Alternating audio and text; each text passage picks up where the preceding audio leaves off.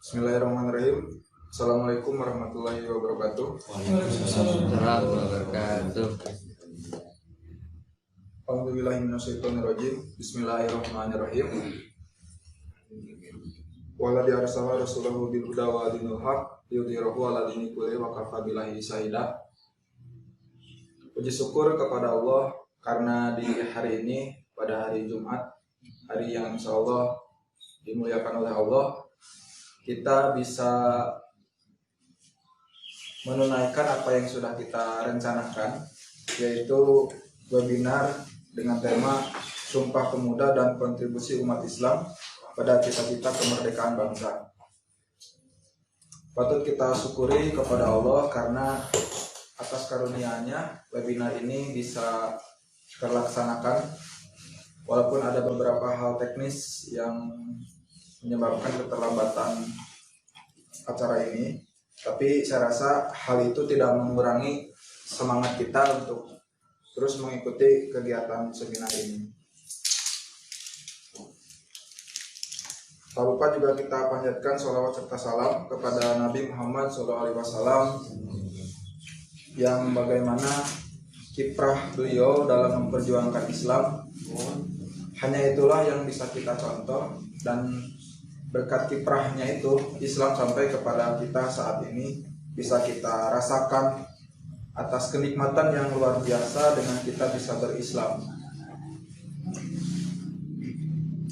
Saya ucapkan terima kasih terkhusus kepada pemateri yang telah berkenan untuk hadir, telah berkenan untuk memenuhi undangan dari Yayasan Mitra Amal Mandiri. Ini program perdana dari Yayasan Mitra Amal Mandiri untuk mengadakan webinar ini, sehingga ini menjadi titik bangkit semangat dari Yayasan Mitra Amal Mandiri untuk terus berkolaborasi demi kepentingan khalayak banyak, demi kepentingan umat. Baik, saat ini saya akan memperkenalkan diri. Saya Mulyana di sini sebagai MC yang akan mengatur berjalannya acara ini. Baik, adapun acara-acara pada kesempatan webinar ini akan saya bacakan. Pertama ada pembukaan yang saat ini sedang berlangsung. Ada pembacaan ayat suci Al-Quran. Kemudian sambutan dari perwakilan Yayasan Mitra Amal Mandiri. Ada nanti langsung kematerian, ada tanya jawab dan penutup. Langsung saja ke acara selanjutnya, yaitu pembacaan ayat suci Al-Quran yang akan dibacakan oleh Saudara Anas. Kepada Saudara Anas dipersilakan.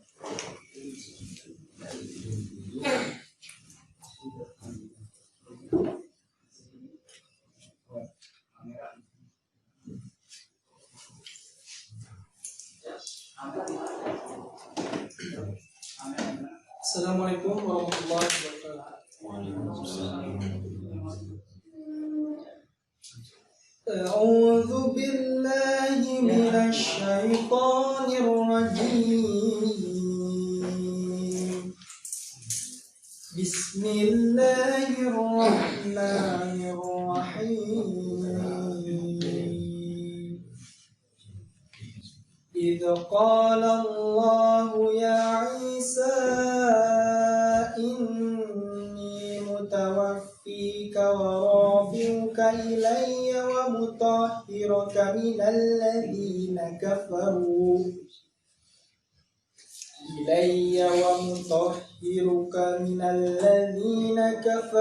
وجاعل الذين اتبعوك فوق الذين كفروا إلى يوم القيامة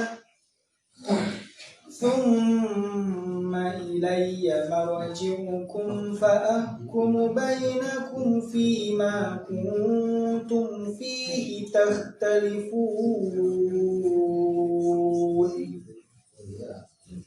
فأما الذين كفروا فأعذبهم عذابا شديدا في الدنيا والآخرة وما لهم من ناصرين وأما الذين آمنوا وعملوا الصالحات فيوفيهم أجورهم والله لا يحب الظالمين ذلك نتلوه عليك من الآيات والذكر الحكيم إن مثل عيسى عند الله كمثل آدم خلقه من تراب ثم قال له كن فيكون الحق من ربك فلا تكن من الممترين فمن حاجك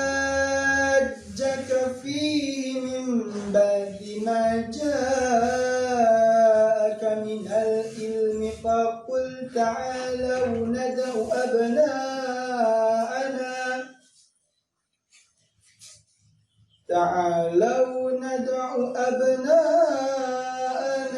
أو أبناءكم ونساءنا ونساءكم وأنفسنا وأنفسكم ثم نبتهل فنجعل لعنة الله على الكاذبين إن هذا لهو القصص الحق وما من إله إلا الله وإن الله لهو العزيز الحكيم فإن تولوا فإن الله عليم بالمفسدين صدق الله العظيم. Assalamualaikum warahmatullahi wabarakatuh.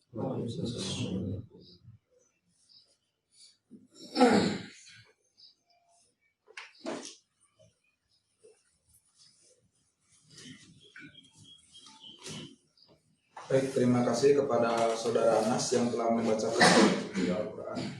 Semoga dengan dibacakannya ayat suci Al-Quran ini menjadikan kegiatan ini berkah, menjadikan kegiatan ini di hadapan Allah bernilai menjadi sebuah pembuktian bahwa kita dalam melakukan hal apapun tidak pernah lupa terhadap Allah, tidak pernah lepas daripada ketetapan-ketetapan Allah. Baik, acara selanjutnya yaitu sambutan dari perwakilan Yayasan Mitra Amal Mandiri kepada Pak Adria, kami persilakan.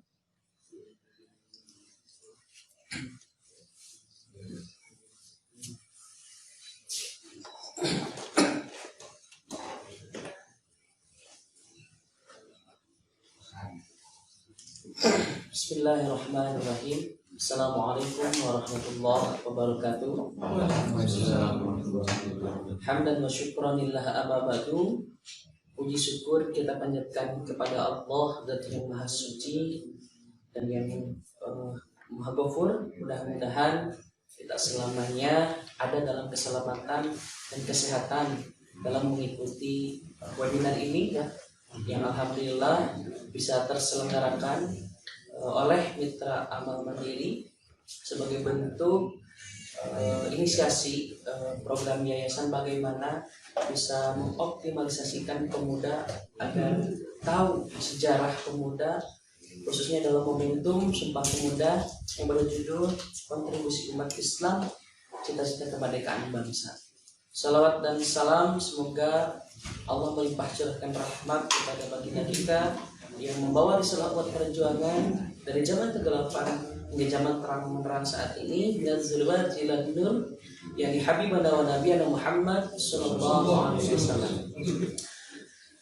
Hadirin yang berbahagia, Mitra Amal Mandiri adalah sebuah organisasi yang bergerak dalam bidang pendidikan, agama, dan sosial.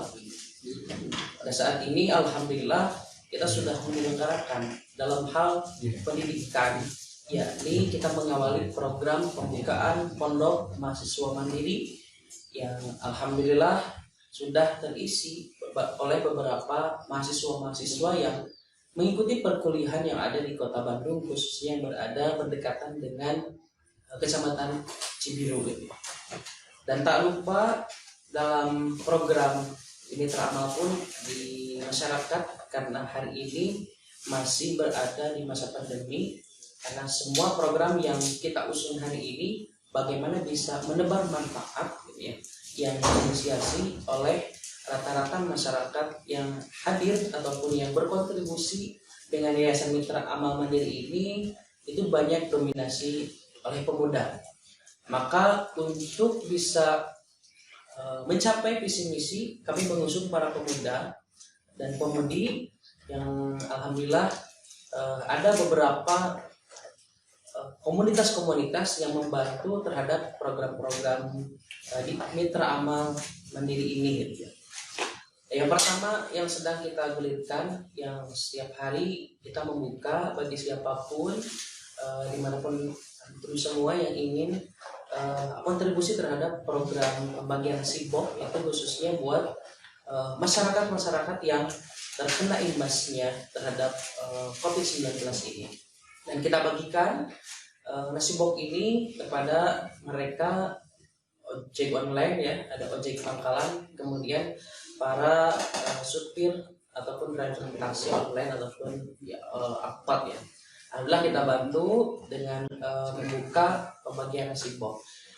Yang kedua, alhamdulillah ini merupakan program program untuk membantu terhadap anak-anak ataupun pemuda yang terimbas juga terhadap COVID ini. Kita berikan kepada pemuda khususnya yang berada di dalam masyarakat sekitar di Mitra Amal Mandiri, kemudian bekerja sama dengan panti asuhan yang insya Allah kita bantu selama diawali dari masa pandemi kali ini sampai mudah-mudahan kita semua bisa terus lanjut sampai mencapai visi misi Yayasan Mitra Amal Mandiri itu dengan didukung oleh para pemuda supaya terus sukses dan kita terus bisa memberikan nilai, semangat, dan manfaat untuk masyarakat. Mungkin itu saja yang bisa saya sampaikan sebagai perwakilan dari Yayasan Mitra Amal Mandiri. Mudah-mudahan kita bisa mengikuti acara webinar ini dengan lancar dan sampai selesai. Mudah-mudahan kita dapat ilmu, kemudian keselamatan ya, dan sebagainya. Saya akhiri. Wassalamualaikum warahmatullahi wabarakatuh. Waalaikumsalam warahmatullahi wabarakatuh. Baik, terima kasih kepada Pak Adria sebagai perwakilan dari Yayasan Mitra Amal Mandiri yang telah memberikan sedikit gambaran tentang profil Mitra Amal Mandiri, juga program-program yang saat ini sedang dijalankan. Yaitu tadi salah satunya adalah menebar manfaat dan semangat, yaitu ada program bakti sosial dan juga program tebar nasi box kepada ojek online, pangkalan ojek, dan juga kepada supir angkutan umum. Ada juga program pendidikannya yaitu beasiswa mandiri. Jadi teman-teman baik yang hadir ke sini saat ini ataupun yang menyaksikan di online itu bisa ikut berkontribusi dalam program Yayasan Mitra Amal Mandiri yang saat ini sedang diusung, sedang dijalankan dengan metode bertransfer atau menghubungi admin di Instagram atau di WhatsApp. Instagramnya mitraamalmandiri.id, silakan dikunjungi dan di situ ada kontaknya. Jadi bagi para dermawan bisa langsung menghubungi Yayasan Mitra Amal Mandiri untuk berkontribusi. Baik, sebelum kita masuk ke acara inti, mungkin saya ingin menyapa dulu nih ya, terkhusus yang hadir di sini ada sekitar 20.000 yang hadir. Ini yang paling jauh, boleh tahu dari mana? di Padang. Dari Padang ya. Oke, yang paling jauh selain maksudnya domisilinya itu dari mana? Ada yang dari Sumedang, ada ya dari Jatinangor, ada yang dari Bandung Barat, ada. Ini yang paling jauh nanti akan dapat door prize ya dari Allah langsung berupa pahala. Jadi saya ucapkan terima kasih dan apresiasi setinggi-tingginya kepada para pemuda-pemuda ini yang hadir, karena dominan ini semuanya para milenials dan para jomblo ya saya rasa, sehingga luar biasa antusiasmenya gitu untuk hadir ke seminar ini gitu ya. Dan juga saya ingin menyapa para peserta online yang melalui Facebook ataupun Instagram. Ada berapa di Facebooknya? 10.000 ada operator? Ada ya sekitar 10.000. Dan di Instagram juga ada sekitar berapa operator? Ada 5.000. Total 15.000 yang lumayan. Sangat menarik sekali memang ini acaranya. Jadi eksklusif hanya di Yayasan Mitra Amal Mandiri memang. Untuk itu biar lebih menjawab apa yang diinginkan oleh teman-teman, baik yang hadir ataupun yang melalui online. Nah saat ini pematerinya memang sudah hadir dari tadi dengan penuh semangat gitu ke sini, ingin memberikan banyak sekali ilmu, terkhusus untuk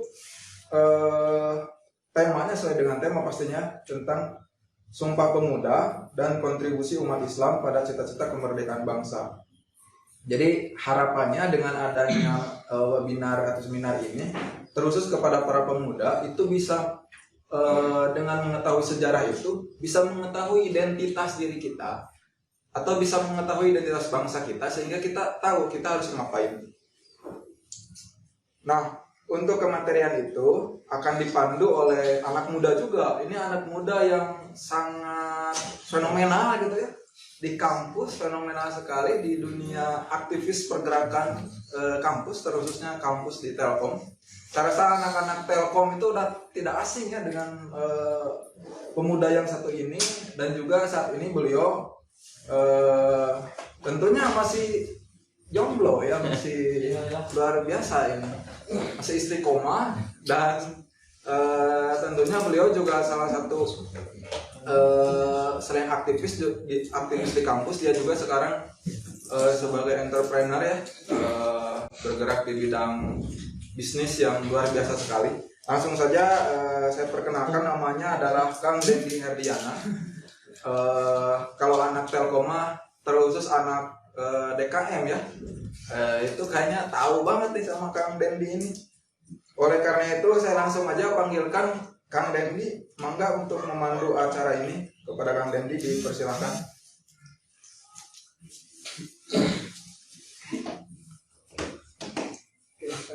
Terima kasih kepada MC yang telah memberikan kesempatan kepada saya untuk memandu acara ini. Insya Allah, alhamdulillah, pemateri kita yang luar biasa ya, yang dengan semangat hadir ke sini ya, untuk rekan-rekan semua untuk menyampaikan materi yang luar biasa dengan tema Sumpah Pemuda dan kontribusi umat Islam pada cita-cita kemerdekaan bangsa. Oke. Alhamdulillah, sahabat yang berbahagia di studio maupun di rumah ya, yang live streaming, tetap kita terus lihat ya, dan terus kita perhatikan dan terus kita catat ya, materi-materi yang akan disampaikan oleh guru kita ya, ustaz kita yang saat ini sedang ya berada di tempat di studio. Insya Allah sebentar lagi akan menyampaikan materi. Dan mungkin sebelumnya perkenalkan ya, nama saya Dendi Herdiana ya. Saat ini masih kuliah di Universitas Telkom ya.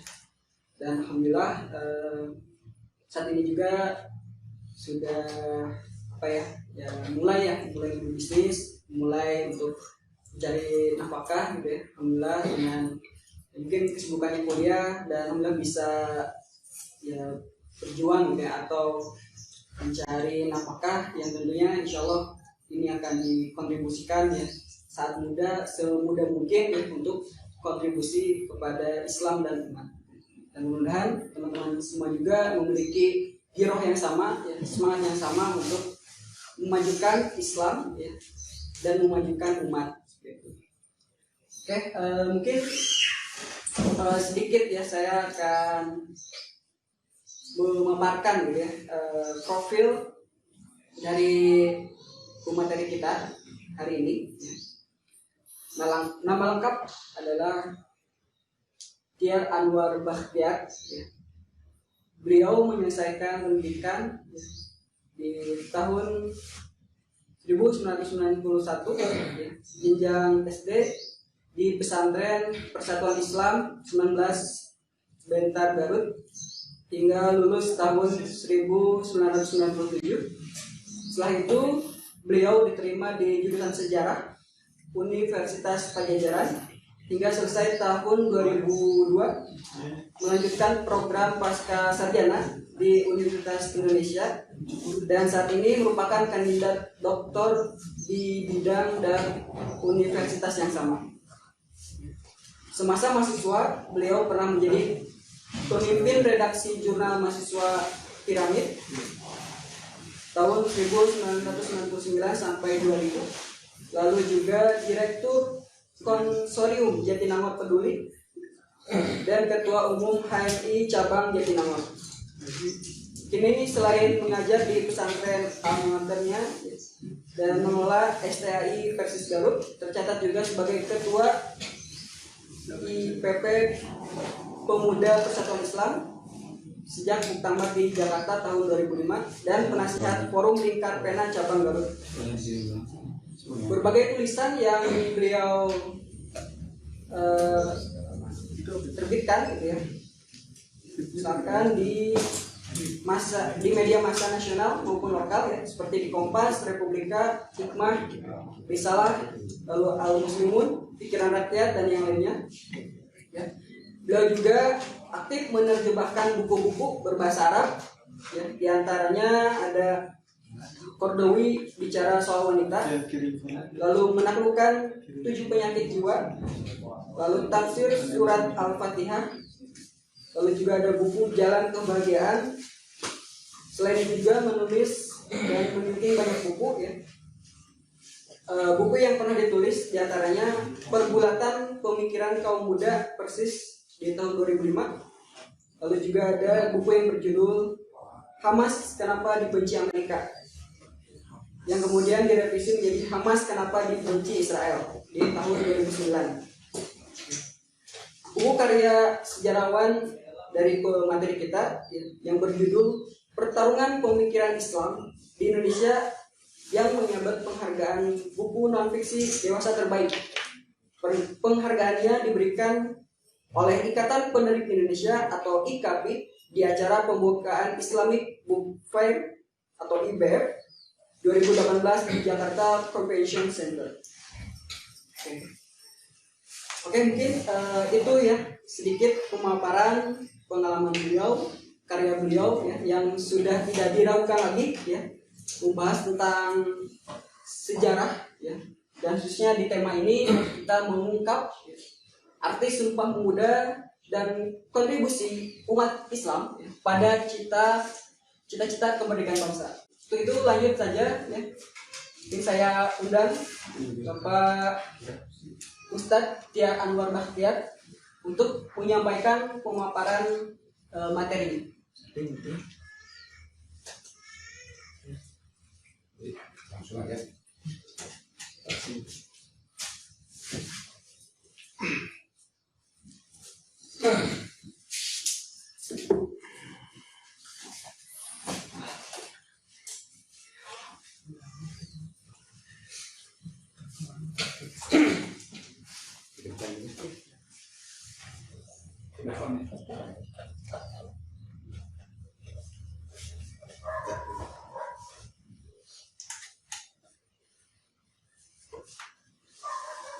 Oh, langsung aja.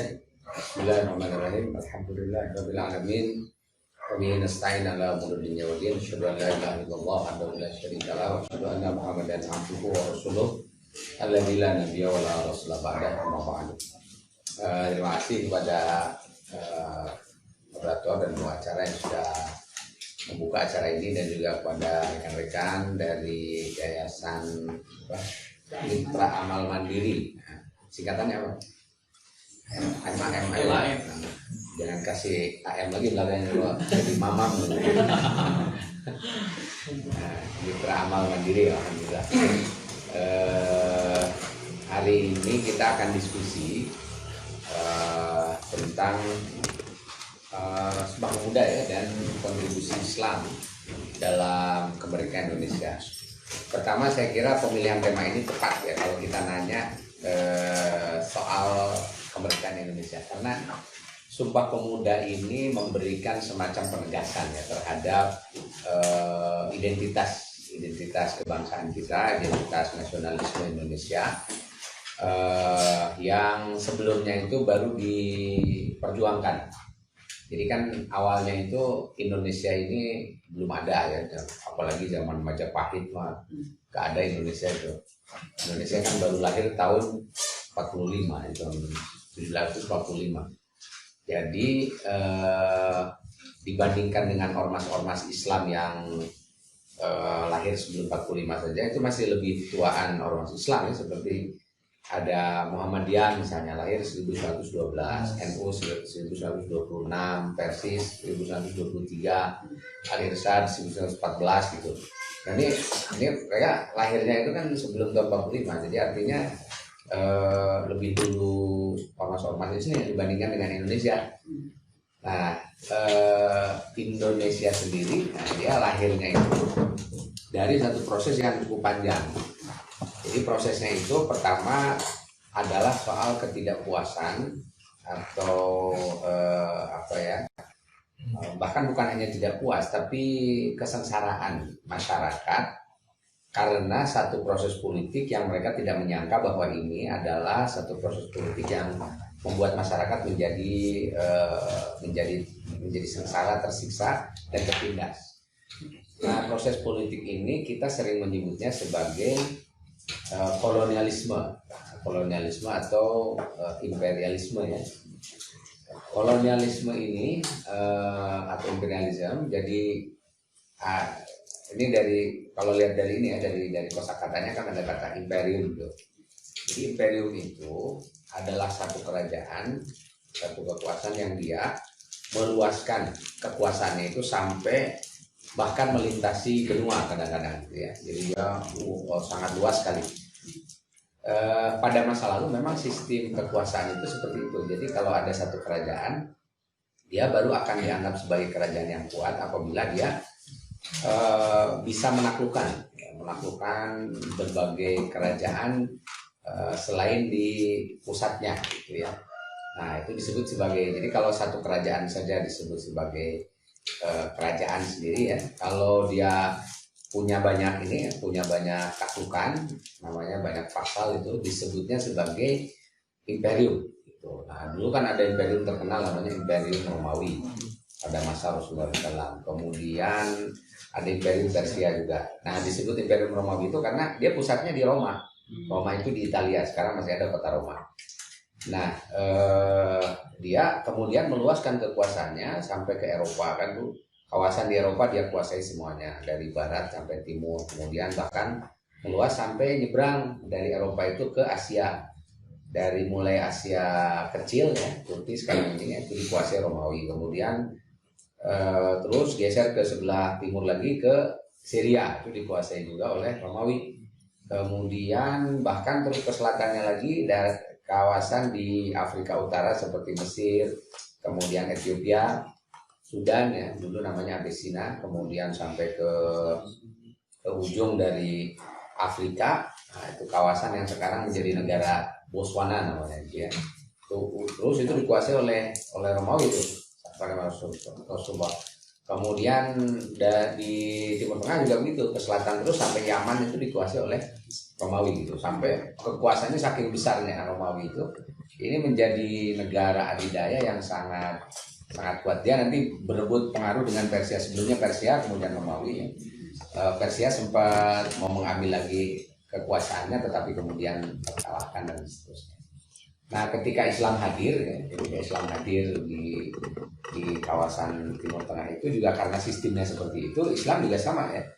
Jadi untuk menunjukkan kekuatannya secara politik, militer dan sebagainya, Islam juga begitu. Dari yang tadinya kecil saja di Madinah, kemudian meluaskan kekuasaan sampai di semenanjung Arab ketika Rasulullah meninggal. Terus pada masa Abu Bakar, Umar bin Khattab gitu, itu terus diluaskan tuh sampai pada masa Umar berhasil menaklukkan Persia.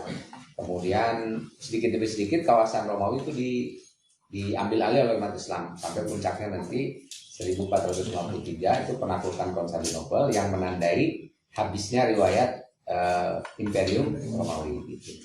Nah, tapi semangat imperial semacam ini terus dipelihara oleh hampir semua negara atau kerajaan di seluruh dunia. Nah, termasuk di Eropa. Jadi ketika orang Eropa ini mereka kehilangan semacam izah mereka karena dihabisi oleh umat Islam. Akhirnya mereka melakukan satu tindakan semacam balas dendam lah gitu ya.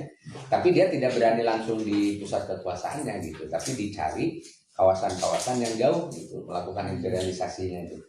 Nah, maka imperialisasi ini dilakukan pertama kali oleh Spanyol dan Portugis ya. Dia melalui satu perjanjian namanya Perjanjian Tordesillas. Itu antara Spanyol Portugis dengan Paus ya. Di Portugis ditugaskan untuk mengelilingi dunia di sebelah sebelah selatan, Spanyol di sebelah utara gitu. Sampai nanti semuanya dua-duanya ketemu nanti di Maluku. Gitu. Jadi Portugis dan Spanyol itu ketemu di Maluku. Nah, inilah awal dari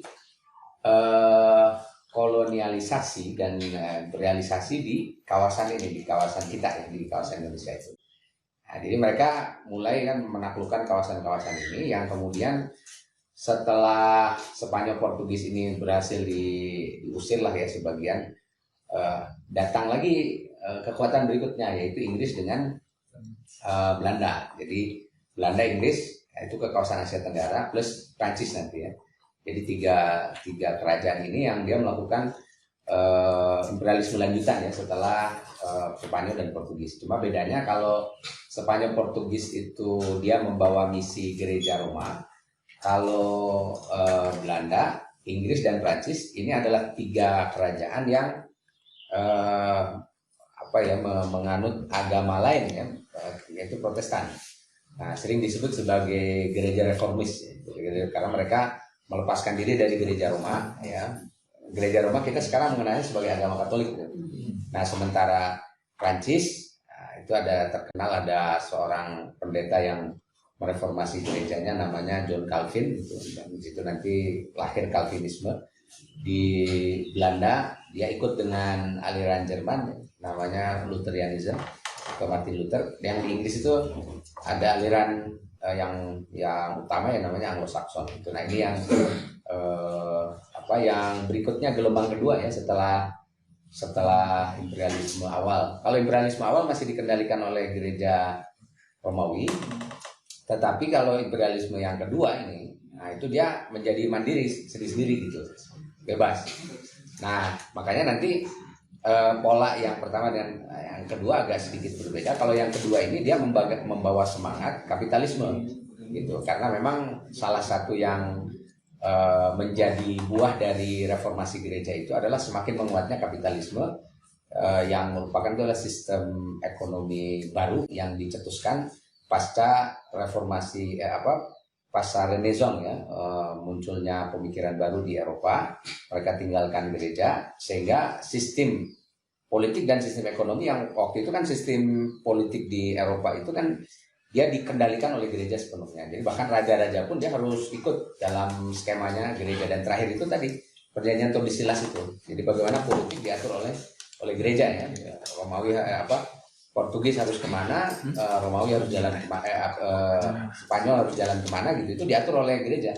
Nah, tapi pada periode kedua ketika yang melakukan imperialisasi itu adalah kerajaan-kerajaan non gereja Roma, mereka agak relatif lebih independen itu. Nah, lalu siapa yang mengendalikan politik? Nah, yang mengendalikan politik pada masa ini adalah yang mengendalikan ekonomi. Nah, di Eropa itu kan berkembang satu kelas menengah baru. gitu ya, para pemilik modal yang mereka nanti menciptakan satu sistem ekonomi yang mula-mula itu merkantilisme, tapi nanti setelah ditemukan alat-alat industri ya, ada revolusi industri pada abad ke-18 itu sudah mulai muncul kapitalisme. Jadi kapitalisme ini oleh Max Weber ya disebut sebagai salah satu yang muncul karena ada etika orang Protestan. Jadi namanya Protestan etik gitu. Jadi gara-gara ada orang Protestan yang dia mulai mengekspansi kemana-mana, maka yang berkembang nanti ekonomi di mana-mana itu adalah kapitalisme. Nah, kapitalisme inilah yang nanti mengendalikan politik, sehingga politik itu yang nanti didorong untuk menjadi para penguasa itu bukan lagi kelas bangsawan tetapi kelas biasa. Ya, mereka rata-rata adalah kelas menengah juga. Nah, kelas menengah itu nanti ada dua.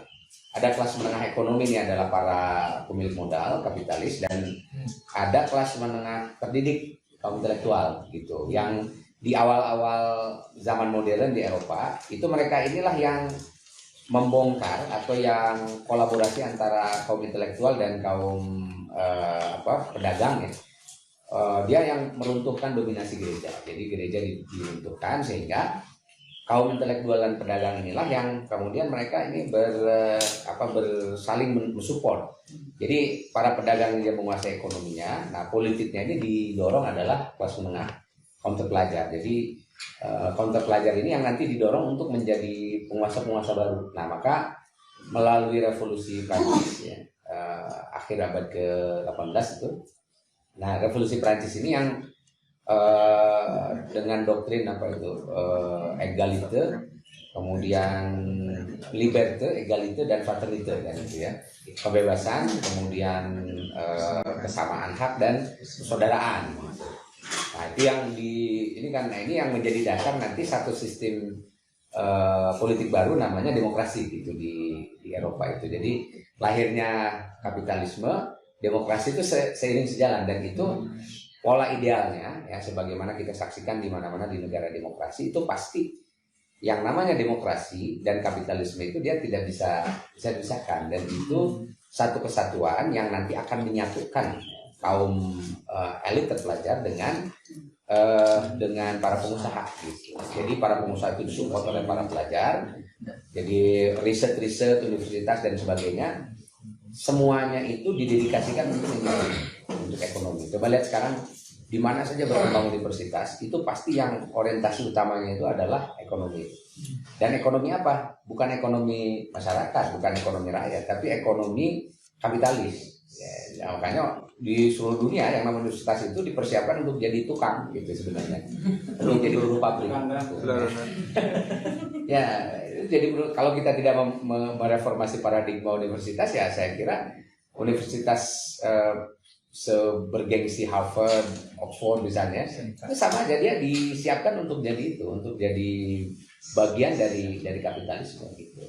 Nah, kan kalau di universitas luar negeri maka riset itu kan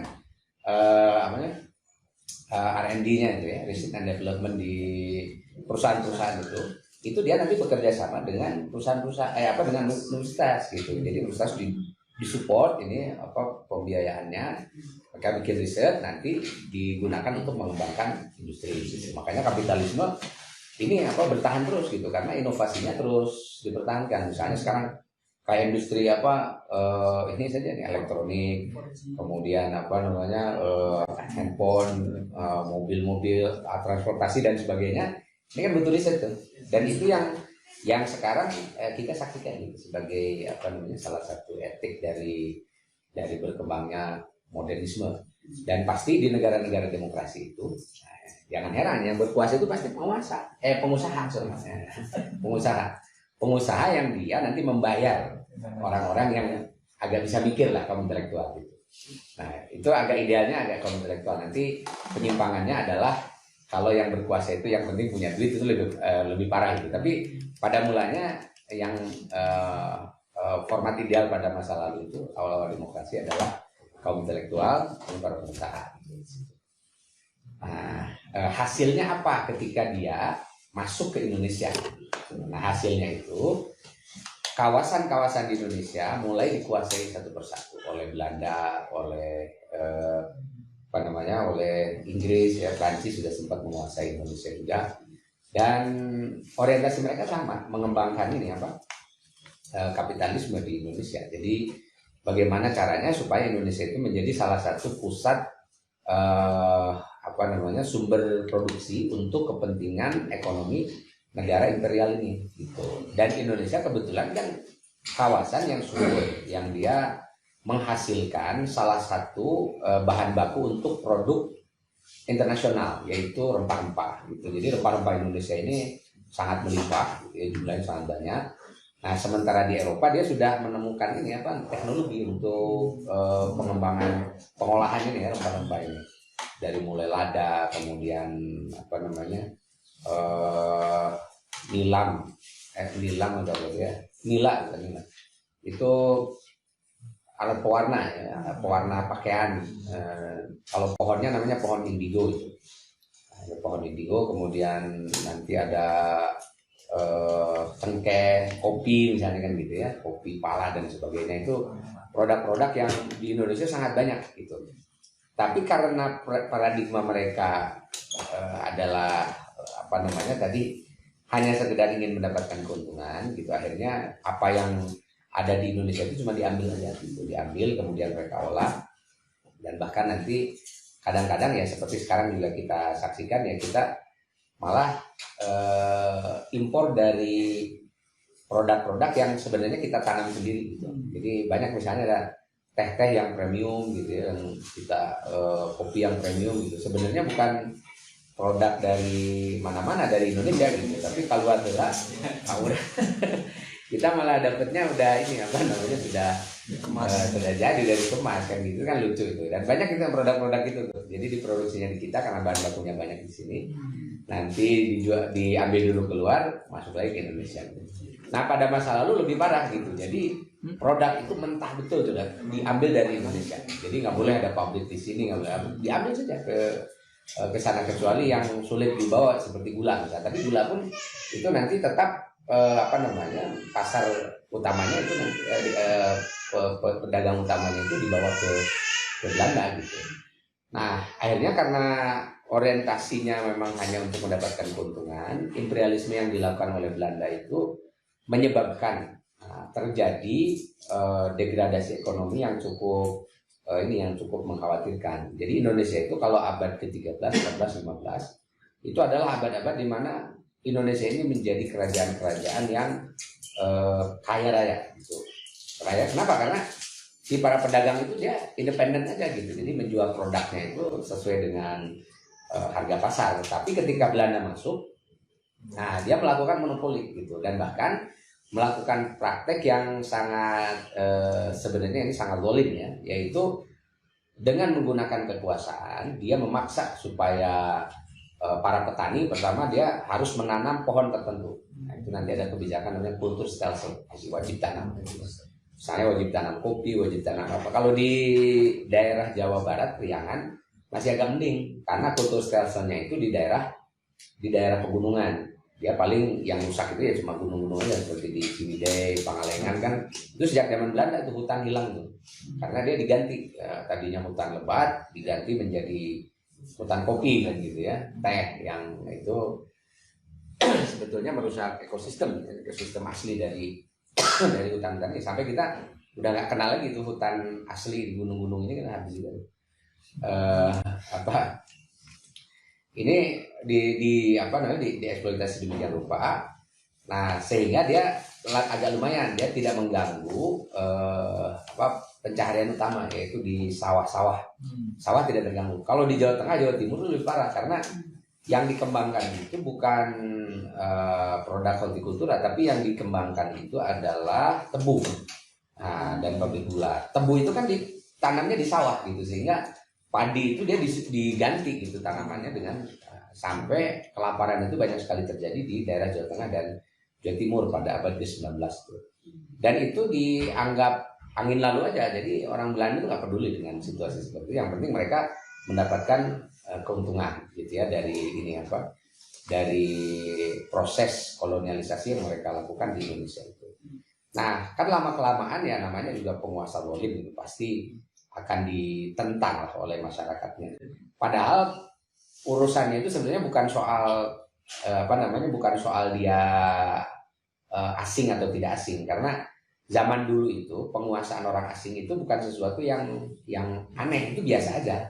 Gak ada persoalan dulu, gak ada isu soal, kan gak ada isu nasionalisme dulu itu isunya adalah isu kesejahteraan aja kan gitu. Siapa yang bisa mensejahterakan rakyatnya, dia pasti akan diikuti sebagai pemimpin itu. Sampai ada istilah dalam peribahasa Melayu itu, raja adil raja disembah, raja lalim raja disanggah. Itu maknanya adalah bukan soal kamu dari mana kan gitu, bukan, tapi kamu bisa adil tidak kan gitu. Kalau adil ikuti.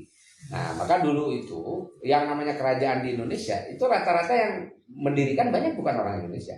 Seperti kerajaan Tarumanagara, walaupun di Sunda itu ya, kan ada Sungai Citarum. Nah, Sungai Citarum itu adalah sungai utama yang dulu digunakan oleh kerajaan Tarumanagara. Nah, kerajaan Tarumanagara itu dari sekitar Karawang lah di situ.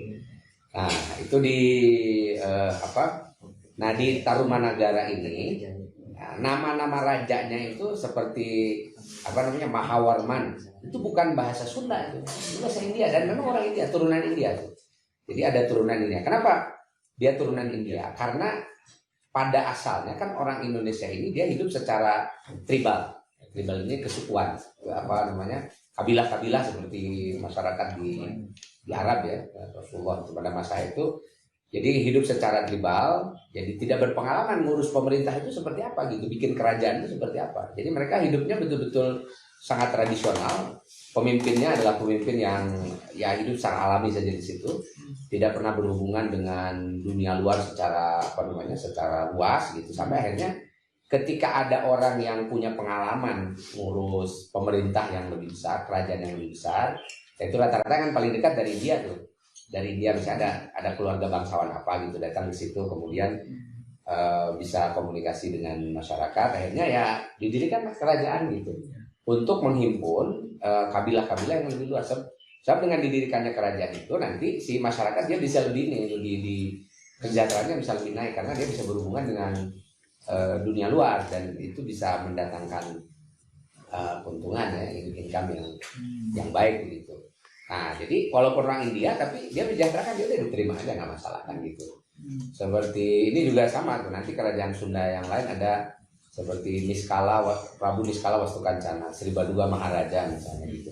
Dari nama-nama aja sudah bukan nama Sunda kan, Maharaj itu kan bahasa India. Nah, Maharaj itu artinya adalah raja besar kan, itu raja itu raja saja, itu bahasa India tuh.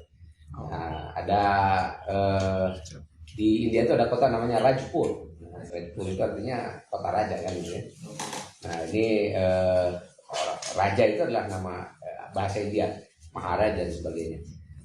Begitu juga di Jawa Tengah, di Jawa Timur juga begitu. Jadi nggak ada masalah sebenarnya dulu. Makanya ketika Rasulullah misalnya orang Arab ini menaklukkan Syria, nggak masalah. Muawiyah yang lahir di Mekah, kemudian ketika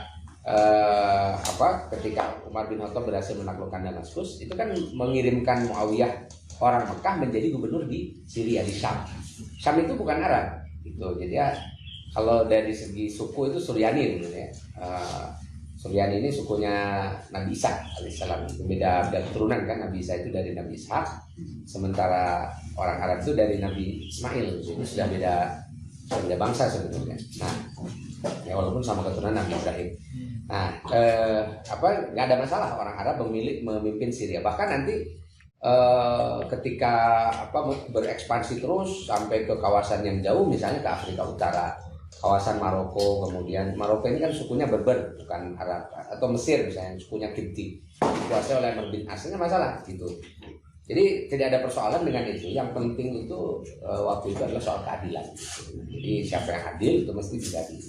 Nah, di Indonesia juga sama gitu. Jadi isunya itu adalah isu kesejahteraan gitu. Jadi orang Belanda tadinya mungkin menjadi tidak dipersoalkan karena pertama orang Belanda ini walaupun dia orang kafir dia tetap bekerja sama dengan penguasa lokal. Jadi kerajaan-kerajaan lokal itu masih ada. Jadi kalau orang Indonesia dia masih punya pemimpin tetap orang Islam gitu. Cuma nanti orang Islam ini dia menjadi fasal ini menjadi taklukan, dia bayar upeti ke pemerintah kerajaan Hindia Belanda. Gitu. Nah itu modelnya seperti itu gitu. Jadi karena sudah dikalahkan kan secara politiknya. Tapi lama-lama gara-gara si Belanda ini Golim, akhirnya kan muncul isu identitas. Pertama isunya adalah orang asing. Walaupun sebenarnya rajanya juga banyak juga turunan asing, seperti Raja Cirebon, Raja Banten itu kan turunan Arab itu. Ini orang Belanda gitu ya, orang asing. Terus yang kedua, nah lebih kokoh lagi nanti isunya itu karena dia orang kafir gitu. Sudah mah dia orang asing, yang kedua beda agama.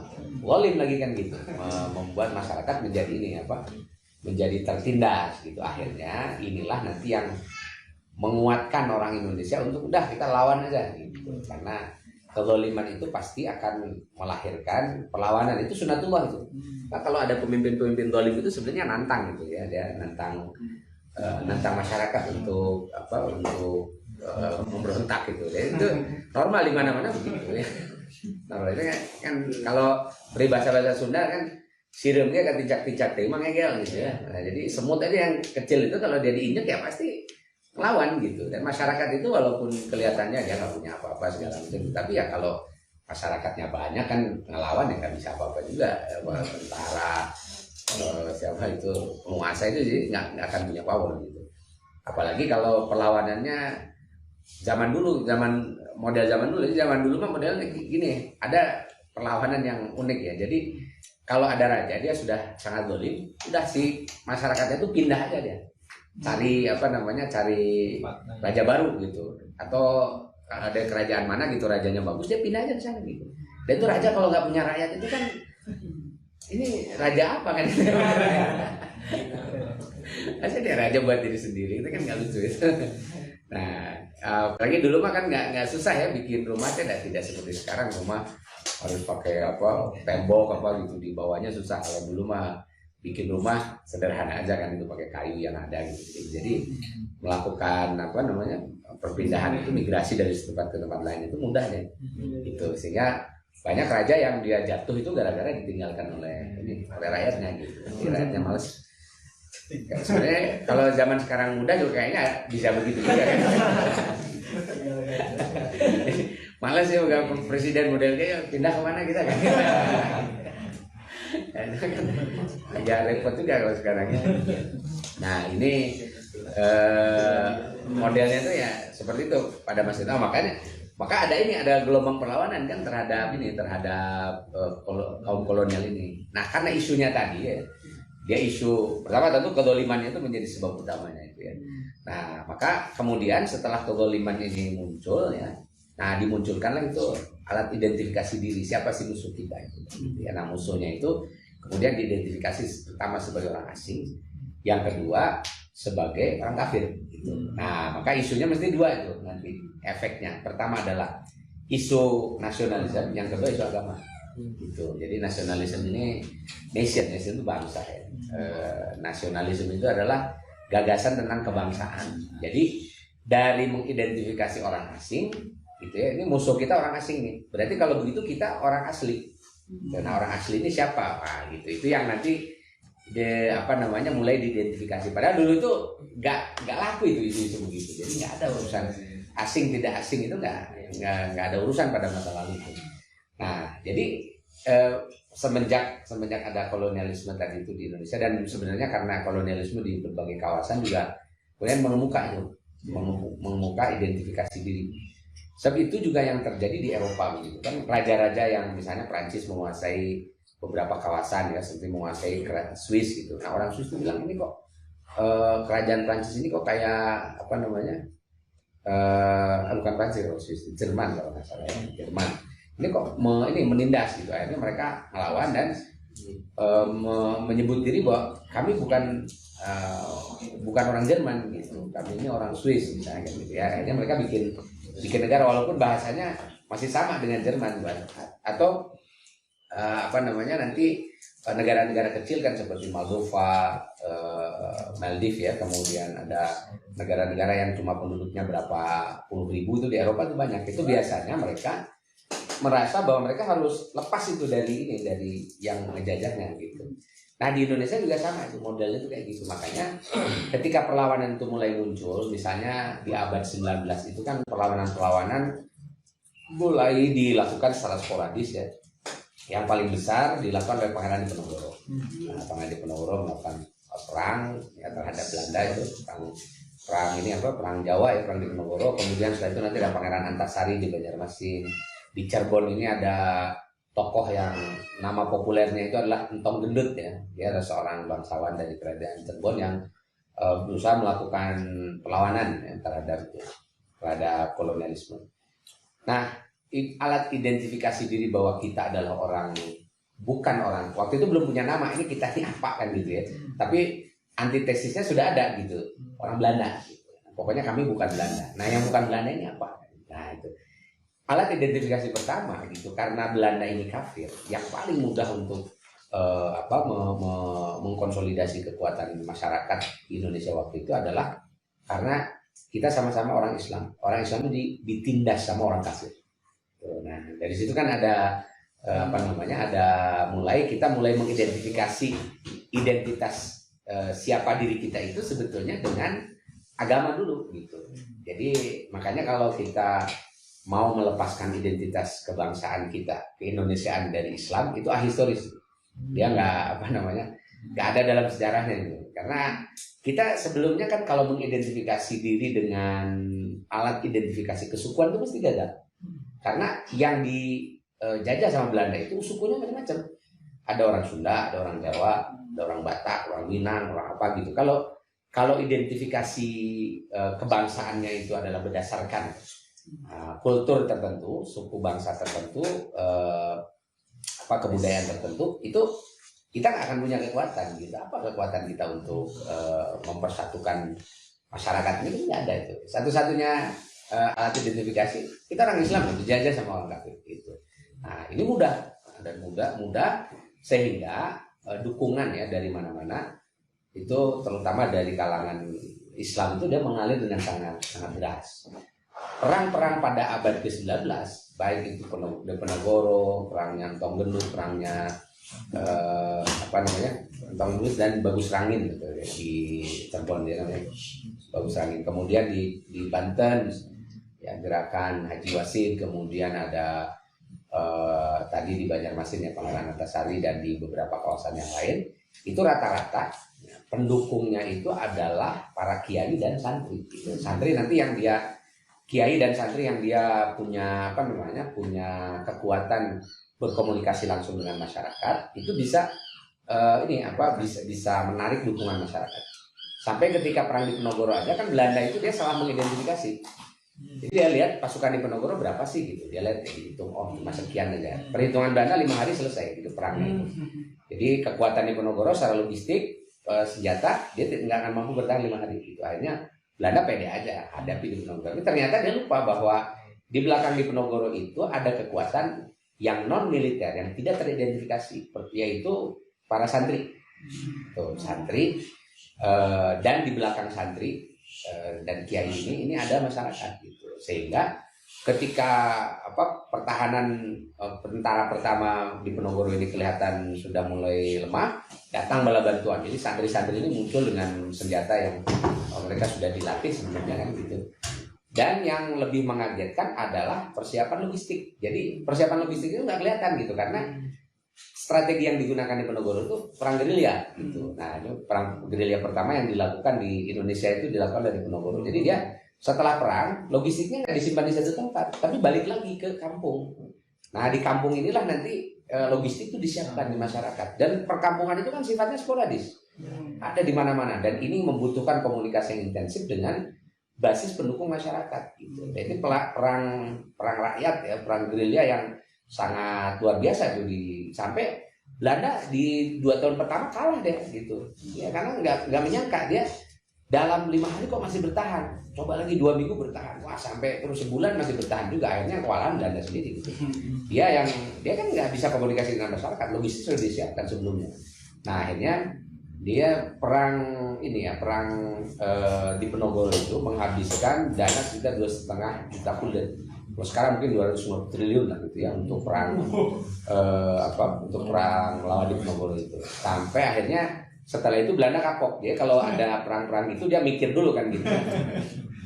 Kapoknya bukan apa-apa, duit dia akan gitu. Ya saya perang buat apa kalau rugi kan gitu.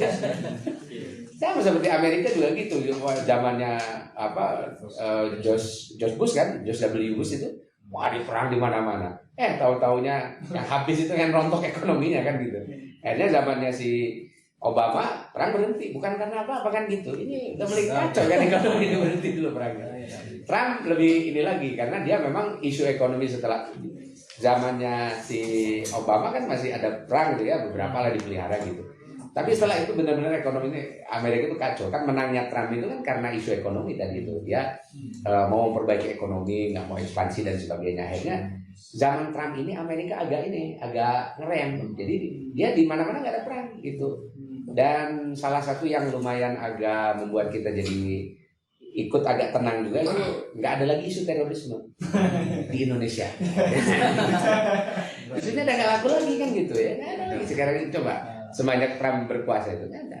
Karena dulu kan pemberantasan terorisme itu kan programnya Amerika dan dia musuhnya itu kan terorisme dunia gitu. Jadi mana-mana saja yang melaporkan ada teroris dibiayai gitu sama Amerika itu. Jadi ini loh, ini perang lawan teroris. Nah Indonesia juga sama kan. Ya salah mental para pejabat kita kan gitu ya.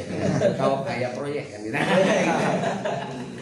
Jadi dicari celahnya kan gitu. Oh iya ini ada nih duit lumayan gitu. Gitu ceritanya gimana bisa diatur belakangan. Nah gitu.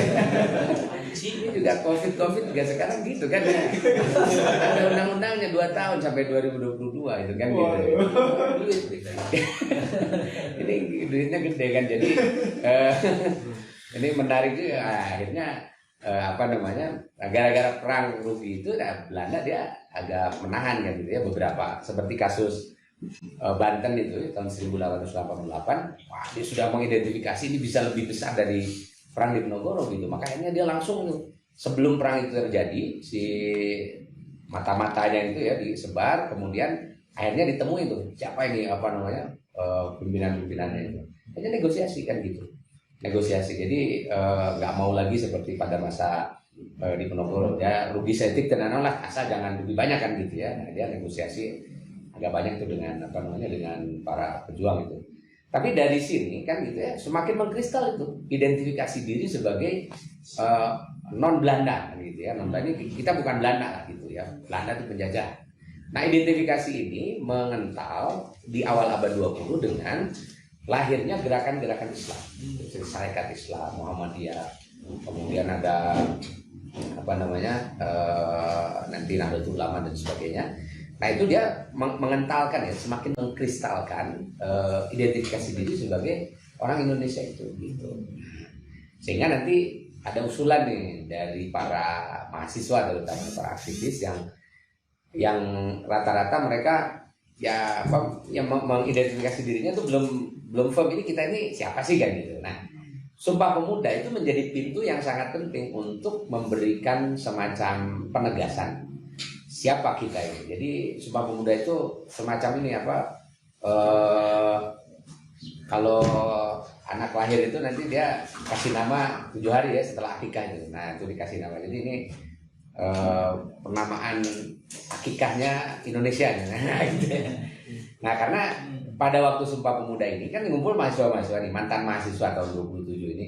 Tahun 20-an jadi para mahasiswa yang sedang belajar di Mesir, di Al-Azhar, kemudian yang sedang belajar di sebagian yang ada di Mekah juga, yang kalau di Mekah biasanya adalah haji yang muda-muda, kemudian yang di Belanda itu mereka saling berkomunikasi, kirim-kirim surat. Salah satu yang didiskusikan oleh anak-anak muda, ini biasa kan anak muda itu diskusinya kan hal yang pinggiran lah gitu ya, yang sifatnya masih belum esensinya kan gitu. Anak muda belum bicara perang kan gitu ya, dia belum bicara gimana nih kita kan sudah ada perlawanan nih, tapi kita belum punya nama. Gimana kalau kita kasih nama ini Indonesia ini kita ini siapa kan gitu. Akhirnya diusulkan tuh namanya. Udah kalau namanya kita pakai salah satu pulau atau suku di Indonesia itu pasti kontroversi. Misalnya nama kita Jawa misalnya kan nggak enak tuh orang Sunda. Wah saya mau bukan Jawa misalnya gitu. Atau namanya Minang itu kan nggak, atau namanya Sulawesi, Sumatera kan nggak bisa tuh. Maka akhirnya usulan-usulan itu ya sudah kita ini aja cari yang paling netral gitu. Akhirnya ada yang usul dari Belanda itu. Kita kalau dapat kuliah tentang apa geografi gitu, ilmu alam, ilmu bumi itu suka dapat nih kawasan Asia Tenggara itu disebutnya Indonesos gitu. Nah, Indonesos itu artinya kepulauan. Gimana kalau kita namanya Indonesia aja kan gitu. Wah, semuanya setuju, bener lah. Indonesia mah ada kahiji bahasa asing kan bahasa Latin gitu ya. Mana ada di Indonesia pakai bahasa Latin, ini nggak ada itu. Aneh pokoknya. Terus yang kedua, karena ini nama yang baru, mungkin bisa diterima oleh semua orang gitu. Dan setelah diusulkan, benar tuh diusulkan ke mahasiswa di Mesir di mana udah nggak apa-apa pakai nama itu. Akhirnya lahirlah nama Indonesia gitu. Tadinya sih belum dikomunikasikan dengan dengan para aktivis yang benerannya kan gitu ya, Cokro Aminoto, Hasyim Asy'ari, Ahmad Dahlan gitu. Ini anak-anak muda aja mahasiswa. Cuma usul itu ketika itu dimunculkan ada di media misalnya sudah mulai pakai nama Indonesia. Kok semuanya itu jadi setuju aja dengan nama itu gitu. Jadi udahlah kita memang lagi nyari nama gitu dan yang nama itu menjadi nama yang bisa diterima banyak orang. Nah, kemudian ketika Sumpah Pemuda atau Kongres Pemuda kedua sebenarnya. Nah, Kongres Pemuda kedua tahun 28 itu, Kongres pertamanya tahun 27. Jadi ada aktivis-aktivis pemuda ini yang kumpul di sana dan rekomendasi dari Kongres itu adalah mengusulkan supaya ada ada nama gitu untuk Indonesia. Akhirnya kan apa yang kita kita dapatkan kan ada istilah Sumpah Pemuda. Yang ngasih nama Sumpah Pemuda itu Muhammad Yamin, tapi nanti setelah Indonesia merdeka itu karena itu sumpahnya para pemuda, padahal itu rekomendasi Kongres. Cuma waktu itu memang Muhammad Yamin adalah sekretaris panitia di Kongres Pemuda tahun 28 itu. Nah, rekomendasinya adalah kita mengaku berbangsa satu, bangsa Indonesia. Nah, itu istilah ada bangsa satu. Kenapa bangsa satu itu? Karena yang hadir itu macam-macam. Ada pemuda Ambon, pemuda Sulawesi, ada pemuda Sumatera, ada pemuda Betawi, ada pemuda Jawa, pemuda Sunda dan sebagainya gitu. Jadi mereka ini bangsa-bangsa yang banyak gitu dan kita harus menyatukan bangsa-bangsa ini menjadi satu dengan satu alat identitas yang sama gitu. Nah, akhirnya dinamailah itu nama Indonesia itu. Terus yang kedua, kita mengaku bertanah air satu. Tanah air Indonesia. Jadi artinya tanah yang kita duduki namanya Indonesia. Jadi sudah jangan sebut lagi Jawa, Sumatera, Kalimantan. Kita sebutnya adalah Indonesia. Gitu. Terus yang kedua, kita pun sebagai orang yang tinggal di sini, nah kita adalah juga orang Indonesia juga atau bangsa Indonesia dan kemudian menjunjung bahasa persatuan yaitu bahasa Indonesia gitu. Jadi bahasa Indonesia ini bahasa Melayu yang dia dipakai biasa oleh orang-orang orang-orang pergerakan. Dan ini menjadi semacam tonggak ya. Orang Indonesia itu menjadi semakin pede. Oh ya, kita ini Indonesia gitu. Jadi itu sumbangannya pemuda. Tapi ketika mengidentifikasi who is Indonesian gitu dan what is Indonesia, orang Indonesia itu siapa sih dan Indonesia itu apa? Nah ini yang kita nggak bisa lepas dari sejarahnya dan alat identifikasi yang paling utama itu adalah agama gitu. Jadi sejak awal kita bisa menyatukan orang-orang Indonesia tanpa ada tanpa ada rasa curiga dan sebagainya itu karena agama.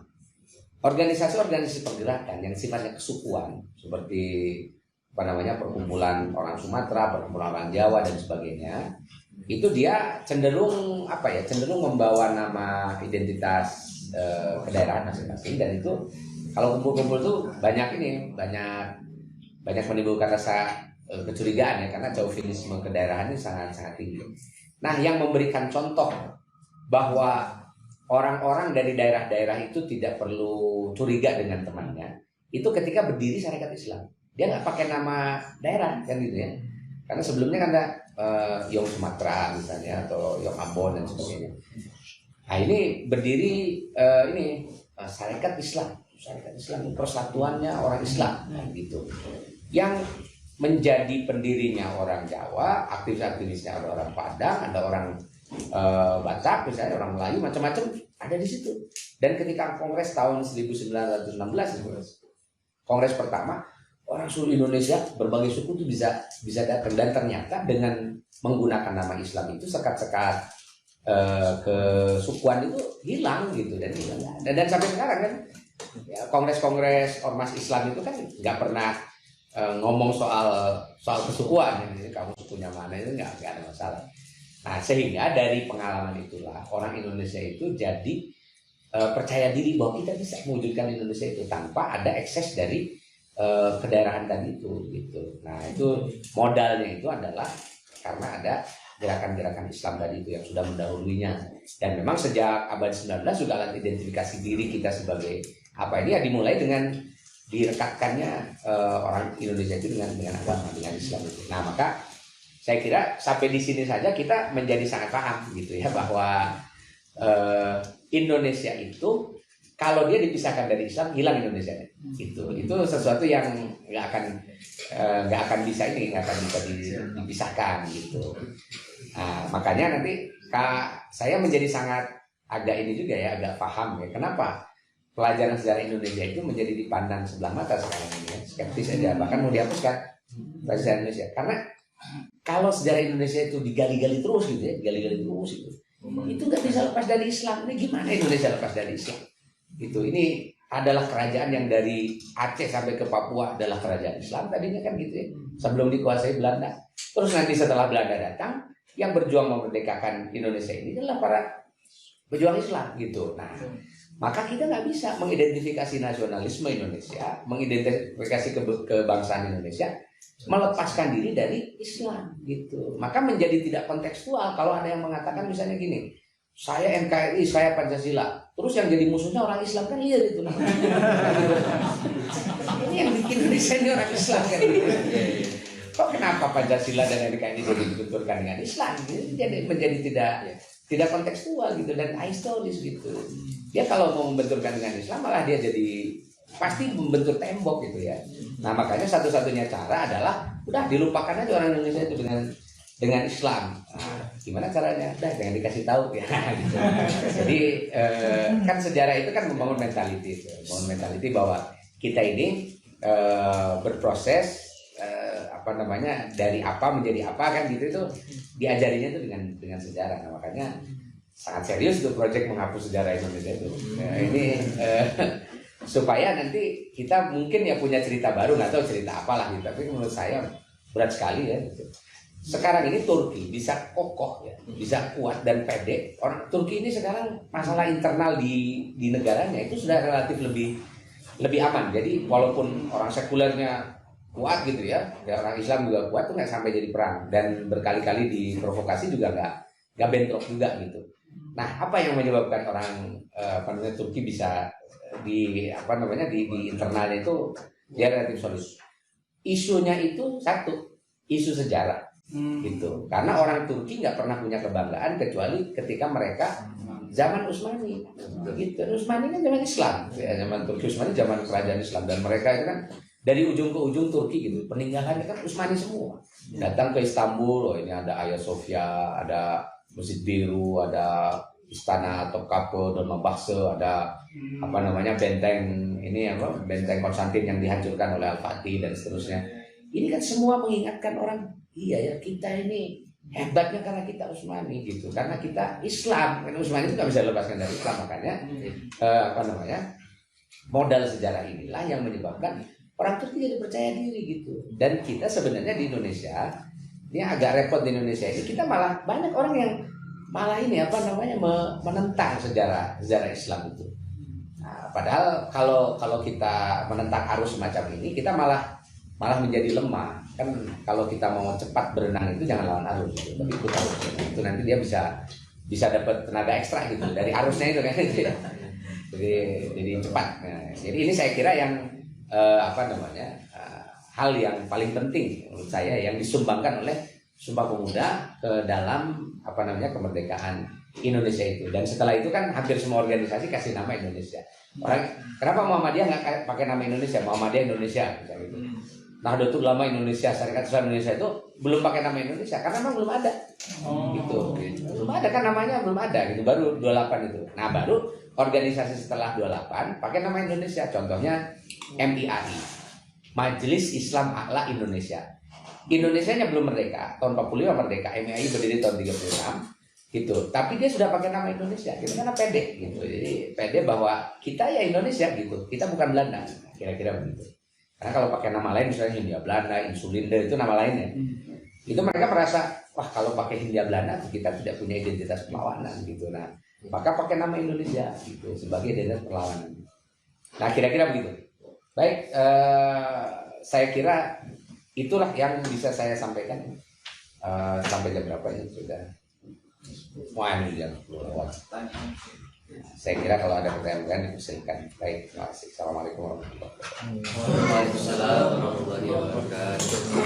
Alhamdulillah ya, luar biasa membuka wawasan kita mengenai sejarah dan Sumpah Pemuda, tentunya kontribusi umat Islam ya, lahirnya Sumpah Pemuda dan identifikasi ya, identitas nama Indonesia. Oke, mungkin sahabat di studio ya, mungkin ada pertanyaan, maka silahkan diajukan tangannya dan nanti langsung disampaikan ke Pak Ustadz.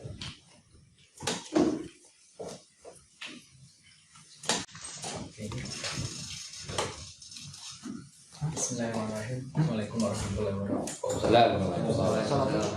Perkenalkan, nama saya Idam. Saya dari UPI Pak tahun 2001.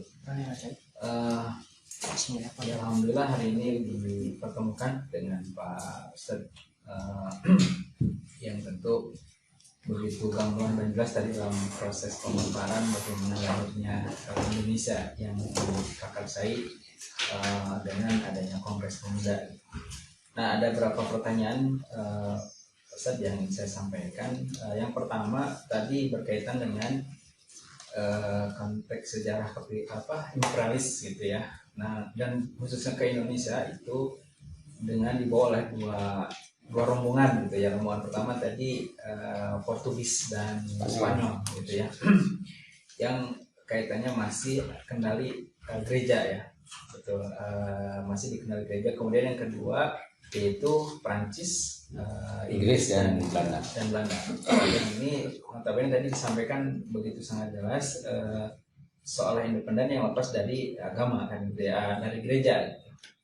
Nah, pertanyaannya terkait dengan itu, bagaimana pemindahan gitu, maksudnya kenapa kemudian Spanyol, Prancis, Inggris dan Belanda itu memang jadi menguasai, jadi masuk begitu, bahkan sebelumnya itu Spanyol dan Portugis gitu. Itu yang pertama. Yang kedua, ini berkaitan dengan isi mungkin dari bahasa Sumpah Pemuda tadi. Yang pertama bangsa, yang kedua tanah air, dan ketiga bahasa gitu ya. Nah, pertama mengenai bangsa, kalau saya kaitkan dengan saya baca di ayat di surat 49 ayat 13 Pak ya. Ada dari Zakara wal unsa qabail Syu'aban wa qabaila. Ya, qabail itu. Jadi kan kalau di ayat itu qabail bangsa dulu ya Pak ya. Syu'ab itu lebih besar dari kabilah. Betul. Nah, kemudian Kabilah tribal. Kalau di ayat Qurannya itu setelah itu baru suku ya Pak ya. Gitu. Bangsa suku ya. Bangsa Dari yang suku. umum dulu kan umum laki-laki perempuan. Ya. Lebih khusus lagi Syu'ab. Ya. Lebih khusus lagi kabilah. Ya, maksudnya pertanyaannya kenapa kemudian diambilnya bangsa gitu ya Pak ya, gitu enggak?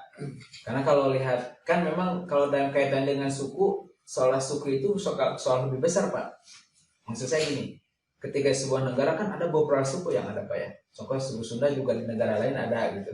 Ya. Nah, kenapa nggak suku gitu yang di bawahnya? Gitu. Itu yang kedua. Dan yang ketiga Pak, betul ini kan kalau lihat dari mungkin kekinian, maksud saya kekinian bahwa identitas Islam itu tentu menjadi istilahnya itu yang melahirkan Indonesia kan gitu ya Islam. Tetapi ya kita tahu sendiri bahwa hari ini seolah ada yang berusaha untuk melepaskan itu. Nah, bagi kita mungkin sebagai pemuda Islam gitu Pak ya, sebetulnya apa yang harus dimiliki gitu terkait dengan ini menjadi sesuatu yang harus kita miliki kan gitu, ruh ini gitu, menjadi ruh ini. Terus bagaimana memelihara dan menjadikan sejarah gitu sebagai dorongan gitu untuk menjadi sebuah gerak gitu bagi pemuda Islam. Itu mungkin Pak pertanyaan. Terima kasih. Baik, terima kasih. Assalamualaikum warahmatullahi wabarakatuh. Baik, ada 3 pertanyaan ya. Pertama, soal perpindahan dari Katolik ke Protestan, itu aja sederhananya ya. Karena memang diawali oleh perang Eropa dulu kan gitu. Jadi setelah munculnya gereja-gereja reformis, kan itu ada usaha juga si Paus ini kan dia menggerakkan negara-negara yang masih pro dengan Katolik Roma untuk mengambil alih lagi kekuasaan sampai terjadi perang antara negara-negara Katolik seperti Portugis dan Spanyol tadi itu dengan negara-negara Protestan. Itu panjang perangnya, Spanyol dengan Jerman dengan Prancis itu disebutnya itu perang Eropa itu. Terjadi dari abad ke-16 sampai di abad ke-18 itu paling, bahkan sampai abad ke-19 itu masih eksesnya itu sisa-sisanya masih ada. Sampai sekarang misalnya yang masih bersisa itu adalah konflik antara Irlandia Utara dengan Inggris. Kan Inggris Raya itu, Great Britain itu kan ada tiga kerajaan dulu itu ya. Satu ada kerajaan England, satu lagi ada kerajaan Ireland, dan satu lagi kerajaan Scotland gitu. Ya, ada 3 itu. Yang Scotland dan yang England itu dia Protestan, ikut Anglikan, dan tapi yang Ireland itu masih setia dengan Roma gitu, dengan Katolik Roma. Itu sampai perangnya lama sekali ya, sampai sekarang gitu. Jadi semacam perang dingin lah antara Inggris dengan Irlandia itu. Dan orang Irlandia kadang-kadang dia nggak mau ngaku sebagai orang Inggris. Ada dulu ada band, tapi kayaknya bandnya zaman saya muda. Udah ada namanya Boyz II Men kan gitu ya. Nah itu orang Irlandia tuh, dia di mana-mana nggak pernah mau ngaku orang Inggris gitu. We are Ireland kan gitu. Dia adalah kami ini orang we are Irish ya. Kami ini adalah orang Irlandia. Jadi orang Irlandia nggak mau ngaku sebagai orang English gitu ya. Kami Irish aja gitu. Nah ini laten sampai sekarang. Nah makanya ketika negara-negara Katolik itu mulai dikalahkan, itu berimbas juga ke negara jajahannya. Gitu. Jadi negara jajahannya itu diambil aja begitu tuh sama seperti dulu kan Portugis itu menguasai Australia itu. Kemudian setelah kalah Portugis dari Inggris ya diambil aja sama Inggris di Australia. Nah begitu juga Ambon dulu Maluku lah itu kan dikuasai oleh Portugis juga. Gitu. Terus nanti selain juga karena ada serangan dari Portugal dan Cairo, tapi yang masih dikuasai Portugis itu nanti diambil sama Belanda. Gitu, karena aliansi dari negara-negara gereja reformis ini dia bisa mengalahkan yang Katolik, dan memang setelah itu yang naik daun yang menjadi negara-negara kuat dan besar itu adalah negara Protestan sampai sekarang. Tuh dari sekitar abad ke-18 lah. 18 itu dia mulai naik. Kan Inggris yang muncul, Prancis muncul, Jerman, nanti juga juga Amerika kan. Amerika ini kan Inggris juga, dia Protestan juga. Dan sekarang kalau kita lihat di dunia ya negara-negara yang berkuasa ini adalah Protestan, makanya kapitalisme kuat, ya demokrasi juga kuat kan, itu ada idenya mereka, gagasan mereka itu disebarkan ke mana-mana. Dan pengusaha-pengusaha besar kelas dunia, nah itu yang orang-orang terkaya dunia itu ya kaitannya dengan itu juga, dengan gereja Protestan. Dan kenapa Yahudi itu didukung gitu ya, berdirinya negara Yahudi? Karena Protestan itu secara ideologis itu mereka mengakui Yahudi, jadi tidak musuh Yahudi. Jadi Yahudi itu dianggap sebagai teman, dan bahkan kan keyakinan orang Protestan apalagi evangelis ya. Di Amerika itu kan yang paling dominan evangelis, seperti si Trump ini. Dia sangat evangelis, tradisionalis itu. Dia yakin bahwa nanti kebangkitan Yesus itu nanti di Palestina itu kan gitu ya. Dan dia harus balik ke sana, gitu, harus balik ke Palestina. Nah, akhirnya ini yang menyebabkan orang-orang Protestan dia mesti dukung Yahudi. Dan ada yang juga menjadi sangat unik. Coba lihat di Bible-nya orang Katolik dengan orang Protestan. Kalau orang Katolik dia nggak mau pakai perjanjian lama, karena itu hukum Yahudi. Gitu. Jadi di Katolik itu dia kanonik itu cuma 3 aja kan, cuma 4 aja gitu. Ada Injil yang dipakai mereka itu ada Yohanes, Markus, Matius, Lukas kan gitu itu aja.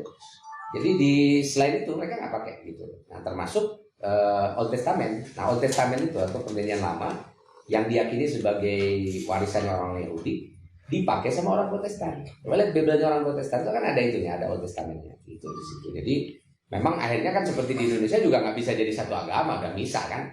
Ada 5 agama itu, sekarang 6 ya.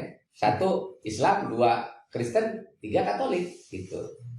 Yang Roma dengan yang gereja reformis ini nggak bisa bareng karena memang sudah lama, bahkan itu kan sudah diperparah dengan perang antar negara itu gitu. Jadi karena perang di Eropa itu jadi efeknya juga ke kawasan-kawasan jajahan itu.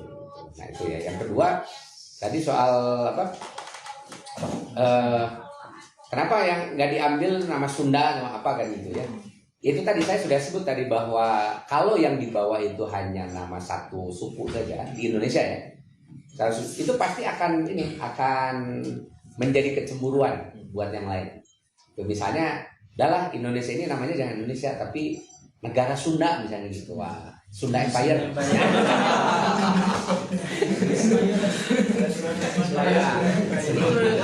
Kalau di Sunda Empire jadi di penjara 2 tahun. Kemarin katanya itu yang bikin Sunda Empire jadi penjara 2 tahun ya. Nah ini kan mesti jadi persoalan menggunakan nama Jawa atau apa kan gitu. Jadi kan itu pilihannya itu. Jadi namanya ini harus bisa diterima gitu. Lagi pula kan sebenarnya gini, nama Indonesia itu politis aja sih, bukan nama syu'ub dalam pengertian yang sesungguhnya. Karena kalau syu'ub itu dia bukan bottom up tapi top down. Bukan top down tapi bottom up. Dari bawah. Seperti gini nih, saya menjadi orang Sunda umpamakan gitu ya. Kan bukan karena dipesenin tuh sama kakek saya, kamu Sunda ya gitu. Enggak kan, tapi karena sejak kecil saya lahir di satu komunitas, satu kebudayaan yang hidup dengan kebiasaan-kebiasaan Sunda, misalnya bahasanya Sunda, makanannya Sunda gitu, sehingga kenal dengan lenca dan karedok kan gitu ya, yang gitu-gitulah. Nah itu karena sudah terbiasa dengan itu, saya tidak terbiasa dengan gudeg kan sejak kecil itu, maka saya ketika ke Jogja aneh kan, ini kolak atau ini manis sekali kan gitu kan gudeg. Nah itu contoh gitu ya. Jadi dari budaya itu begitu mestinya kan, itu sya'ab itu begitu karena dia hidup bersama dari bawah. Nah Indonesia itu konsep yang dia tidak lahir sejak awal kan, nggak ada kan gitu, namanya aja nama bahasa Latin gitu. Nah tapi secara politis dibutuhkan karena karena yang namanya model negara baru yaitu nation state, dia harus punya modal kebudayaan dulu gitu. Nah modal kebudayaan seperti tadi, sebenarnya kalau Sunda itu bisa bikin Sunda Empire itu, negara Sunda misalnya gitu, karena dia sudah punya modal kebudayaan gitu. Seperti Prancis, kenapa jadi Prancis? Karena dia sudah punya modal kebudayaan, French kan gitu ya. Kemudian orang Jerman, dia sudah punya modal kebudayaan. Jadi yang modal kebudayaannya sama, dia bikin komunitas politik gitu, kemudian menjadi negara gitu. Nah itu makanya disebut nation state, negara bangsa, negara yang memperkokoh identitas kebangsaan tertentu. Sebenarnya menurut saya sih ini tidak tidak sesuai dengan fitrah manusia gitu. Karena fitrah manusia itu sebetulnya kosmopolit. Dia secara hidup itu bisa di mana aja kan gitu. Makanya bahasa Quran itu fantasiru fil ardh. Menyebarlah kalian di muka bumi. Nah makanya saya nggak tahu nih akan seberapa lama bertahannya nasionalisme atau nation state ini di dalam sejarah dunia gitu. Karena sekarang banyak irasionalitas dalam konsep nation state ini. Misalnya di Indonesia saja umpama dengan isu otonomi daerah gitu, sampai kepala daerah harus orang asli, kumamun orang asli barodo kabeh. Kan itu kan malah merusak itu. Ya, dia menjadi sesuatu yang tidak sesuai dengan tuntutan kemanusiaan gitu. Nah, tapi ini dipaksakan aja. Untung di Indonesia yang namanya nation state itu dia tidak sungguh-sungguh diasaskan kepada satu kebudayaan yang sifatnya chauvinistik gitu. Nah, tapi kita bikin semacam metakultur. Metakultur ini suatu kebudayaan yang dibuat secara politis itu namanya Indonesia. Ini kan produk politik Indonesia itu, bukan produk kebudayaan. Gitu. Jadi kan dibuat dari kesepakatan. Mana ada yang namanya budaya kesepakatan? Ya udah jadi Sunda orang rapat gila kan itu kan enggak gitu. Jadi Sunda alami aja kan gitu, alami karena hidup di tanah Sunda misalnya, atau jadi Jawa dia alami aja. Gitu kan. Logat Sunda dan logat Jawa itu nggak bisa dibuat-buat. Gitu. Misalnya kita sepakat sekarang logatnya ganti Jawa semua kan nggak bisa gitu. Itu sudah kebiasaan saja gitu. Nah, Indonesia itu dia karena produk politik kan, jadi dia menjadi semacam metaculture aja atau satu kebudayaan yang seolah-olah ada, tapi keberadaannya itu sebetulnya tidak konkret, tapi keberadaannya itu hanya diimajinasikan ada. Tuh, beda dengan Sunda, karena karedok itu ada kan gitu. Gitu. Jadi kira-kira gitulah. Dan karena Sunda Indonesia coba cari apa yang disebut dengan budaya Indonesia. Siapa yang tahu budaya Indonesia? Kan memang nggak ada. Itu coba budaya Indonesia, mau sebut budaya Indonesia keris. Mana ada keris budaya Indonesia? Gitu orang Aceh nggak pakai keris. Itu atau nasi goreng. Nasi goreng enggak juga kan gitu ya, nasi goreng bukan budaya Indonesia kan gitu. Ini sebab orang Papua nggak kenal nasi goreng, mereka kenalnya papeda kan gitu. Nggak bisa bikin papeda goreng. Jadi cireng kan. Nah, ini kan nggak ada yang disebut dengan dengan budaya Indonesia itu nggak punya, kita nggak punya budaya Indonesia. Yang ada itu budaya Sunda, bener gitu, budaya Jawa ada gitu. Ini budaya apa nanti bahkan kaum urban saja yang kumpul di situ banyak budaya, dia nggak bisa menciptakan kebudayaan urban gitu. Dia tetap aja mengambil kebudayaan lokal yang kemudian diperkenalkan dengan teman-temannya. Itu kan akhirnya ada orang Sunda bikin warung nasi Sunda, orang Padang bikin warung Padang gitu. Nah, orang Tegal warung warteg kan gitu, misalnya kayak gitu. Jadi dia perpaduannya itu ya tidak melahirkan kebudayaan Indonesia, nggak ada yang budaya Indonesia sampai sekarang. Jadi konsep Indonesia itu adalah political concept ya, jadi konsep politik.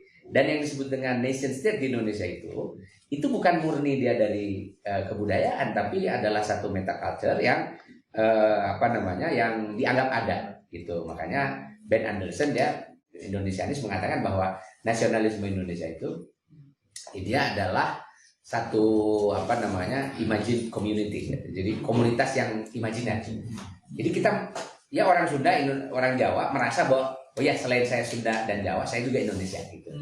Nah, kira-kira begitu itu. Makanya dia dipeliharanya dengan apa? Dengan alat identitas yang harus bisa menguatkan Indonesia. Yang paling mudah itu alat identitasnya itu pertama adalah keislaman, kan agama yang sama. Yang kedua alat identifikasinya yang mudah itu adalah bahasa ya, karena kita menggunakan bahasa yang sama, bahasa Melayu. Kemudian sebagai lingua franca ya. Kemudian alat identifikasi berikutnya, nah dia ada sumbangan dari kebudayaan lokal, tapi kebudayaan lokal yang dia sudah mengidentifikasi diri sebagai Indonesia gitu, walaupun itu bukan merupakan kebudayaan Indonesia gitu. Nah itu kira-kira begitu tuh pilihannya ya di Indonesia itu. Maka tidak ada sebetulnya ada Sya'ab al-Andunis, itu nggak ada, adanya Sya'ab Jawi, Sya'ab Sundawi gitu. Jadi semacam inilah Sya'ab Khayali Indonesia yang meta culture itu. Nah ini yang tapi ya nggak apa-apa, ini adalah satu, justru menurut saya ya Indonesia itu agak unik karena dia tidak mengembangkan chauvinisme kultural gitu ya. Kita nggak karena jadi orang Indonesia itu dia multi culture kan, multi etnik gitu. Kita justru malah belajar menjadi masyarakat yang normal, yang hidup dia bebas aja kan itu ya, Sunda, Jawa segala macam tuh. Makanya kan orang Sunda bisa ke Papua, orang Papua bisa ke Bandung dan sebagainya, itu nggak ada persoalan karena bisa mengidentifikasi kita kan sama Indonesia gitu. Jadi kita nggak masalah ada di mana-mana gitu. Nah saya kira itu ya yang kedua. Yang ketiga tadi kontribusi yang harus dimiliki anak-anak muda ya, hari ini apa yang bisa kita lakukan gitu ya, belajar dari sejarah lah mungkin.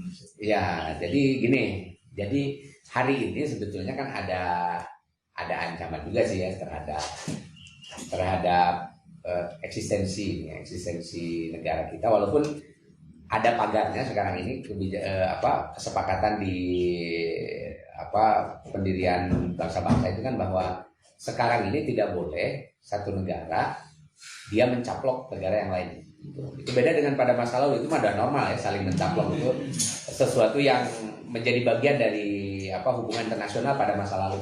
Dan itu tidak selalu negatif maknanya, karena kalau dia semakin bareng bersama itu dia akan semakin menguntungkan. Misalnya dari segi perdagangan, ekonomi itu lebih mudah. Karena kalau bersama satu imperium gitu, itu ibarat sekarang itu nggak perlu pakai visa lah kan gitu ya, nggak perlu kemana-mana harus izin dulu, nggak gitu, ya jalan aja gitu. Karena di antara dua negara sudah ada kesepakatan. Nah sekarang ini juga sebetulnya semi imperium itu masih diberlakukan, karena udah nggak masuk akal tuh nasionalisme yang disiplin gitu, itu bisa diterapkan tuh nggak masuk akal. Contoh misalnya semi imperium itu terjadi di Eropa, bikin Uni Eropa misalnya. Nah, Uni Eropa, atau sekarang semi imperium itu juga terjadi di negara-negara yang memberlakukan bebas visa untuk siapa saja yang mau keluar masuk ke negara itu. Kalau bebas visa kan artinya kita sudah merasa bahwa aman lah, stok Anda masuk ke sini nggak masalah gitu, Anda keluar masuk seperti kita ke Turki misalnya, kan bebas visa tuh, Anda mau ke Turki asal jangan lebih dari sebulan kan gitu ya, itu bisa bolak-balik ke sana gitu. Nah ini kan sesuatu yang menurut saya kenormalan manusia itu seperti itu sebenarnya gitu. Jadi nasionalisme itu dia menentang prinsip kemanusiaan yang hakiki kan. Karena kan manusia itu kan ummah wahidah, karena nasu ummatan wahidah. Itu manusia itu adalah umat wahidah. Lalu mau dipecah-pecah pakai nasionalisme itu nggak normal sebenarnya kan itu. Makanya akhirnya ketika dibutuhkan ya terpaksa kan harus menyesuaikan diri gitu. Dulu kan Indonesia kawasan Asia Tenggara aja udah bikin ASEAN kan. Udah mau dibikin ke Uni Eropa, cuma belum jalan. Makanya ada namanya perdagangan bebas Asia Tenggara, perdagangan bebas Asia. Terus nanti ada perdagangan bebas dunia kan. Ya, ini ada isunya itu begitu karena memang ya normalnya begitu sih gitu. Jadi hubungan antar negara itu nggak perlu dibatasi oleh sekat-sekat nasionalisme, dan itu berefek sebenarnya nanti kepada kenormalan yang lain, yaitu bahwa soal kepemimpinan itu bukan soal suku dan ras, tapi soal kualitas. Jadi siapa yang paling berkualitas itu yang harus kita pakai. Gitu. Nah ini saya kira yang yang terjadi. Cuma kelihatannya sih gara-gara itu terlalu lama kita ide nasionalisme itu kan ide melihat orang asli sengsara gitu, sementara orang asing bengas gitu. Itu persoalannya dari situ, dan kekayaan dibawa ke kampungnya. Nah itu yang kurang ajar. Itu sebenarnya. Itu kolonialisme, efeknya tuh gara-gara kolonial itu jadinya begitu. Dulu ya, ketika orang Arab ekspansi kemana-mana, termasuk di Indonesia, itu nggak pernah kelakuannya kayak begitu. Jadi kalau dia misalnya nih, seperti Muawiyah, dia tinggal di Damaskus, sampai meninggal aja di Damaskus, gitu ya. Ini ada Damaskus. Nggak pernah itu Muawiyah sudah karena Damaskus ini sudah sejahtera, terus kekayaannya diambil ke Mekah, bangun Mekah. Nggak pernah begitu, ya sudah, karena ini dia sudah tinggal di Damaskus, dia memimpin orang-orang Damaskus, apapun yang terjadi, orang Damaskus si Damaskus sejahtera, dia ikut sejahtera, dia sengsara ya harus sama-sama dirasakan juga gitu. Nah, itu makanya dulu kenapa ekspansi ini kerajaan-kerajaan itu tidak menimbulkan nasionalisme. Karena memang orang kalau sudah tinggal di situ ya sudah, saya memang mau di situ gitu. Sudah mau menyejahterakan, hidup bersama lah kan gitu ibaratnya. Jadi orang asing itu sudah menyatu dengan setempatan. Nah, kalau zaman Belanda, si Belanda liciknya kan gitu, dia datang ke Indonesia kaya, kekayaannya diambil, bangun Belanda. Makanya Belanda sekarang bisa bikin macam-macam itu gara-gara ngabisin duitnya orang Indonesia jadi sengsara. Nah, itu yang orang Sunda itu bikin geleng itu kan. Ini, makanya akhirnya dipagari gitu dengan gagasan nasionalisme. Udah ini kayak Indonesia buat orang Indonesia aja, kamu orang asing. Nah itu karena kecurigaan kan, gara-gara orang-orang Eropa mencontohkan tradisi yang buruk dalam hubungan internasional gitu. Padahal pada masa lalu itu nggak ada model begitu. Coba lihat orang Turki. Turki itu bukan orang Anatolia, gitu. Orang Anatolia itu rakyat kecil tuh. Nah orang Turki itu aslinya adalah orang Asia Tengah, Turkmenistan. Bukan Turkmenistan, Turkistan. Nah, ada Turkistan ya, ada Turkistan Barat, Turkistan Timur, kan orang Turki, negaranya orang Turki. Nah, Utsmani itu dia dulu orang Turki yang tinggalnya di Kurdistan gitu ya. Kurdi itu salah satu suku dari suku Turki. Turki itu ada 17 suku tuh. Ada Turkmen, ada ada Kazaks, kemudian ada Uzbek. Nah, satunya Kurdi gitu. Nah, itu ada mereka tinggal di beberapa kawasan di sana, di kawasan Turkistan ini. Dan mereka hijrah kan itu ke situ, ke Anatolia itu. Kenapa hijrah? Karena diusir oleh Mongol. Diusir, cari tempat baru, ditampung oleh Seljuk. Itu yang berkuasa di situ. Nah, yang asli orang situ itu Seljuk, disebutnya Seljuk Rum. Nah, dia karena dekat sukunya itu mirip-mirip saja dengan orang Konstantinopel Eropa itu. Nah, gitu. Jadi nanti terjadi perkawinan antara orang-orang Turki dengan orang situ asli. Nah, sekarang yang melahirkan orang Turki sekarang ini, makanya agak mirip-mirip Eropa. Padahal aslinya itu orang Turki itu aslinya ya seperti Uighur itu. Kalau kita ketemu Uighur itu Turki. Nah, itu Turki yang asli itu seperti itu. Atau Uzbek misalnya gitu ya. Nah, itu asli Turki seperti itu. Nah, kalau sekarang Turki sekarang sudah banyak kontaminasi Eropanya gitu. Kan aslinya Asia Kecil itu dia sukunya banyak orang-orang Eropa. Itu contoh gitu. Tapi karena orang Turki dia nggak mikir nanti setelah Asia Kecil Anatolia itu kaya misalnya kan itu, terus kekayaannya dibawa misalnya ke kampungnya itu enggak, di situ aja.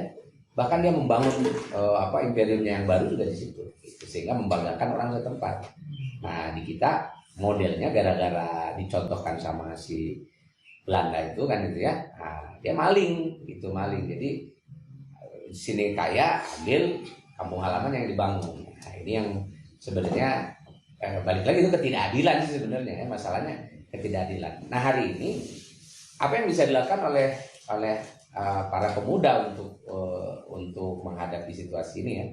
Pertama, saya kira yang harus dilakukan oleh para pemuda itu kita kembali lagi lah kepada esensi dari kita mendirikan Indonesia untuk apa gitu. Nah, kita mendirikan Indonesia ini untuk menciptakan keadilan dan kesejahteraan kan gitu ya.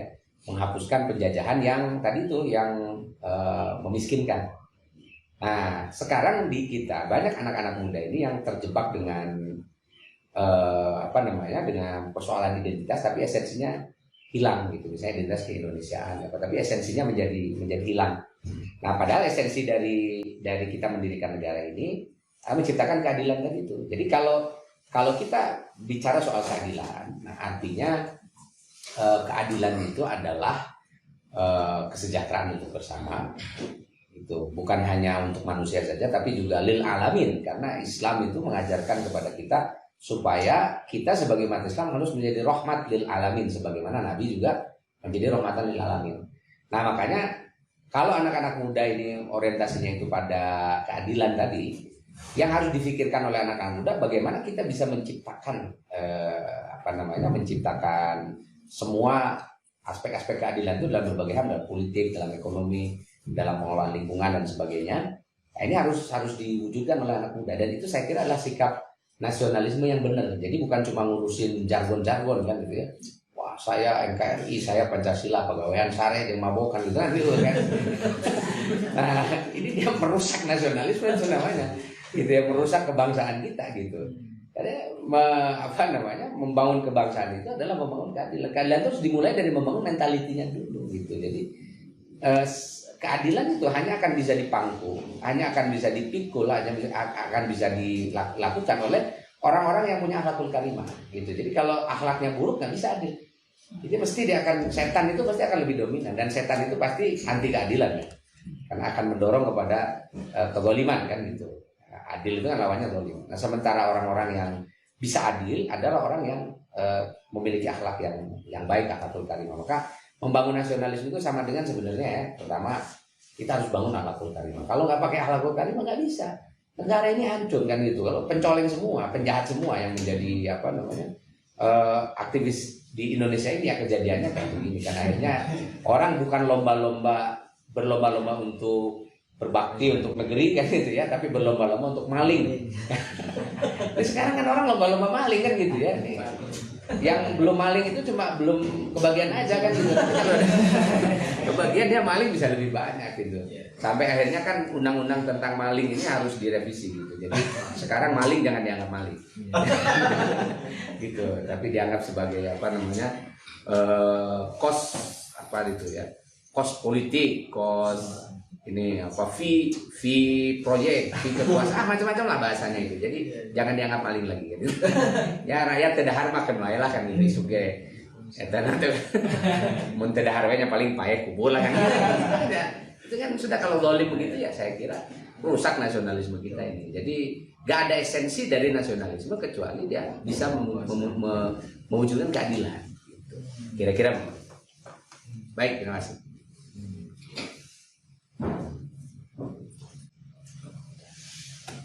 Cukup kayaknya ya, cukup. Iya, waras. Wah, sudah 11 itu paling aja. Ya. Alhamdulillah kepada yang yang telah memberikan ilmunya ya, ilmunya untuk kita sama pelaku pemuda yang terus mengorbankan atau mengkobarkan semangat pemuda dan esensi yang dilahirkan dari Sumpah Pemuda. Mungkin sedikit saya akan memberikan kesimpulan ya, bahwa Sumpah Pemuda sebagai pintu identitas nama Indonesia yang dilatar belakangi atas imperialisme dan kolonialisme yang menyengsarakan masyarakat Indonesia akibat dari kapitalisme untuk kepentingan negara imperial.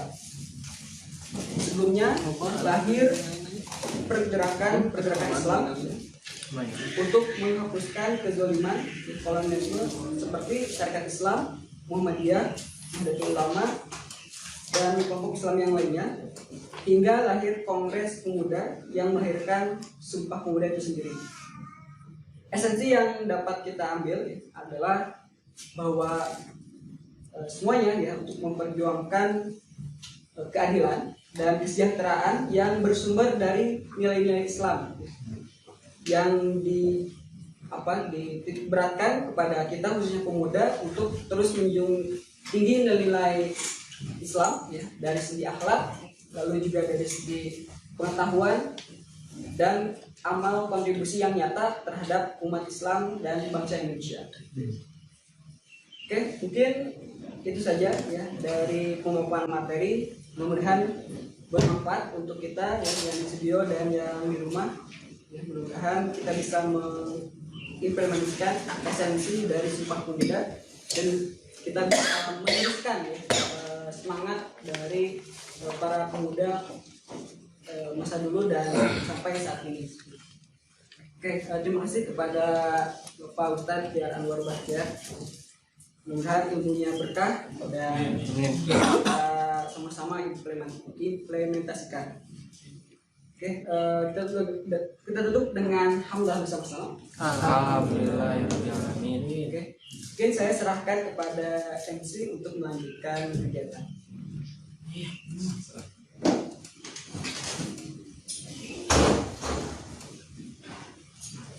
Ya, bangga.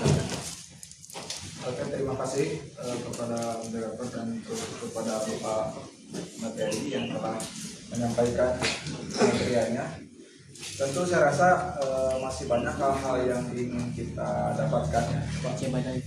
Cuman karena keterbatasan waktu akhirnya kita harus mengakhiri forum ini dan mudah-mudahan di lain waktu kita masih bisa berdiskusi kembali kepada tentang sejarah umat Islam khususnya karena betul tadi sejarah itu menjadi identitas kita menjadi tahu siapa kita itu ketika kita tahu sejarah. Dan sejarah itu bagi anak muda itu tidak boleh tidak tahu, tidak boleh apatis terhadap sejarah itu karena kalau kita tidak tahu asal muasal sejarah bangsa ini, kita tidak akan tahu kita harus ngapain saat ini sebagai generasi umat Islam gitu. Nah, harapannya di lain waktu mungkin juga harapannya di waktu terdekat ya mudah-mudahan bisa menyelenggarakan kegiatan yang sama dengan pemateri yang sama juga ya Pak, mudah-mudahan. Untuk acara selanjutnya yaitu ada sedikit kenang-kenangan Bapak dari Yayasan Mitra Amal Mandiri berupa penyerahan cindera mata yang akan diberikan oleh perwakilan dari yayasan. Kepada perwakilan dipersilakan.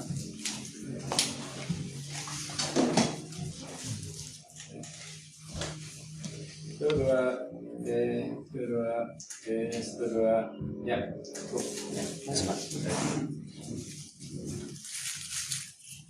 Apa saya?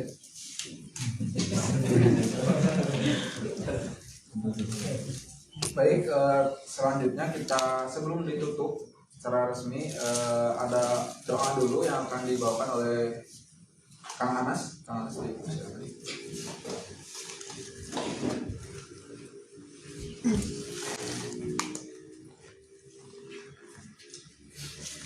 Bismillahirrahmanirrahim. Sebelum kita tutup, mari kita sinak untuk menundukkan kepala kita, menangkan tangan kita berdoa kepada Allah Subhanahu wa taala. Semoga Allah senantiasa memberikan perlindungan, kemudahan, kelancaran di segala aktivitas yang kita jalani. A'udzubillahi minasyaitonirrajim. Bismillahirrahmanirrahim.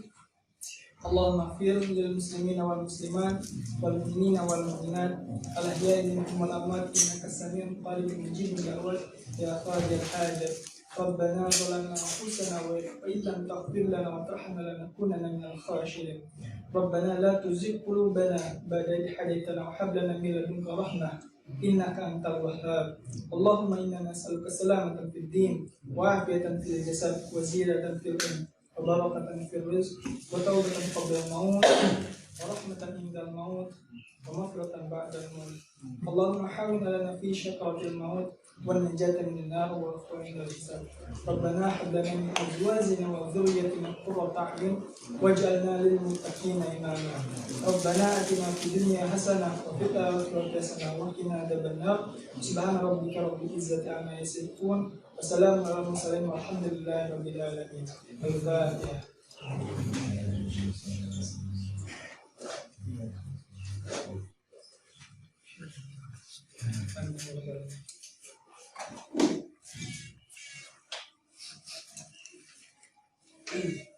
Baik, terima kasih kepada Kang Anas yang telah membacakan doanya. Sebelum ditutup, ini ucapan terima kasih terakhir kepada teman-teman yang sudah datang, juga kepada para penonton yang hadir di online itu. Di Instagram tadi lihat sekitar 28.000 yang hadir. Luar biasa kalian. Luar biasa memang momentum yang pas gitu ya adanya webinar ini. Tapi untuk pemateri juga terima kasih sangat banyak Bapak karena telah menyempatkan waktunya untuk hadir. Kita akhiri saja pertemuan hari ini dengan membaca hamdalah bersama-sama. Wabillahi taufiq wal hidayah. Wassalamualaikum warahmatullahi wabarakatuh. Waalaikumsalam.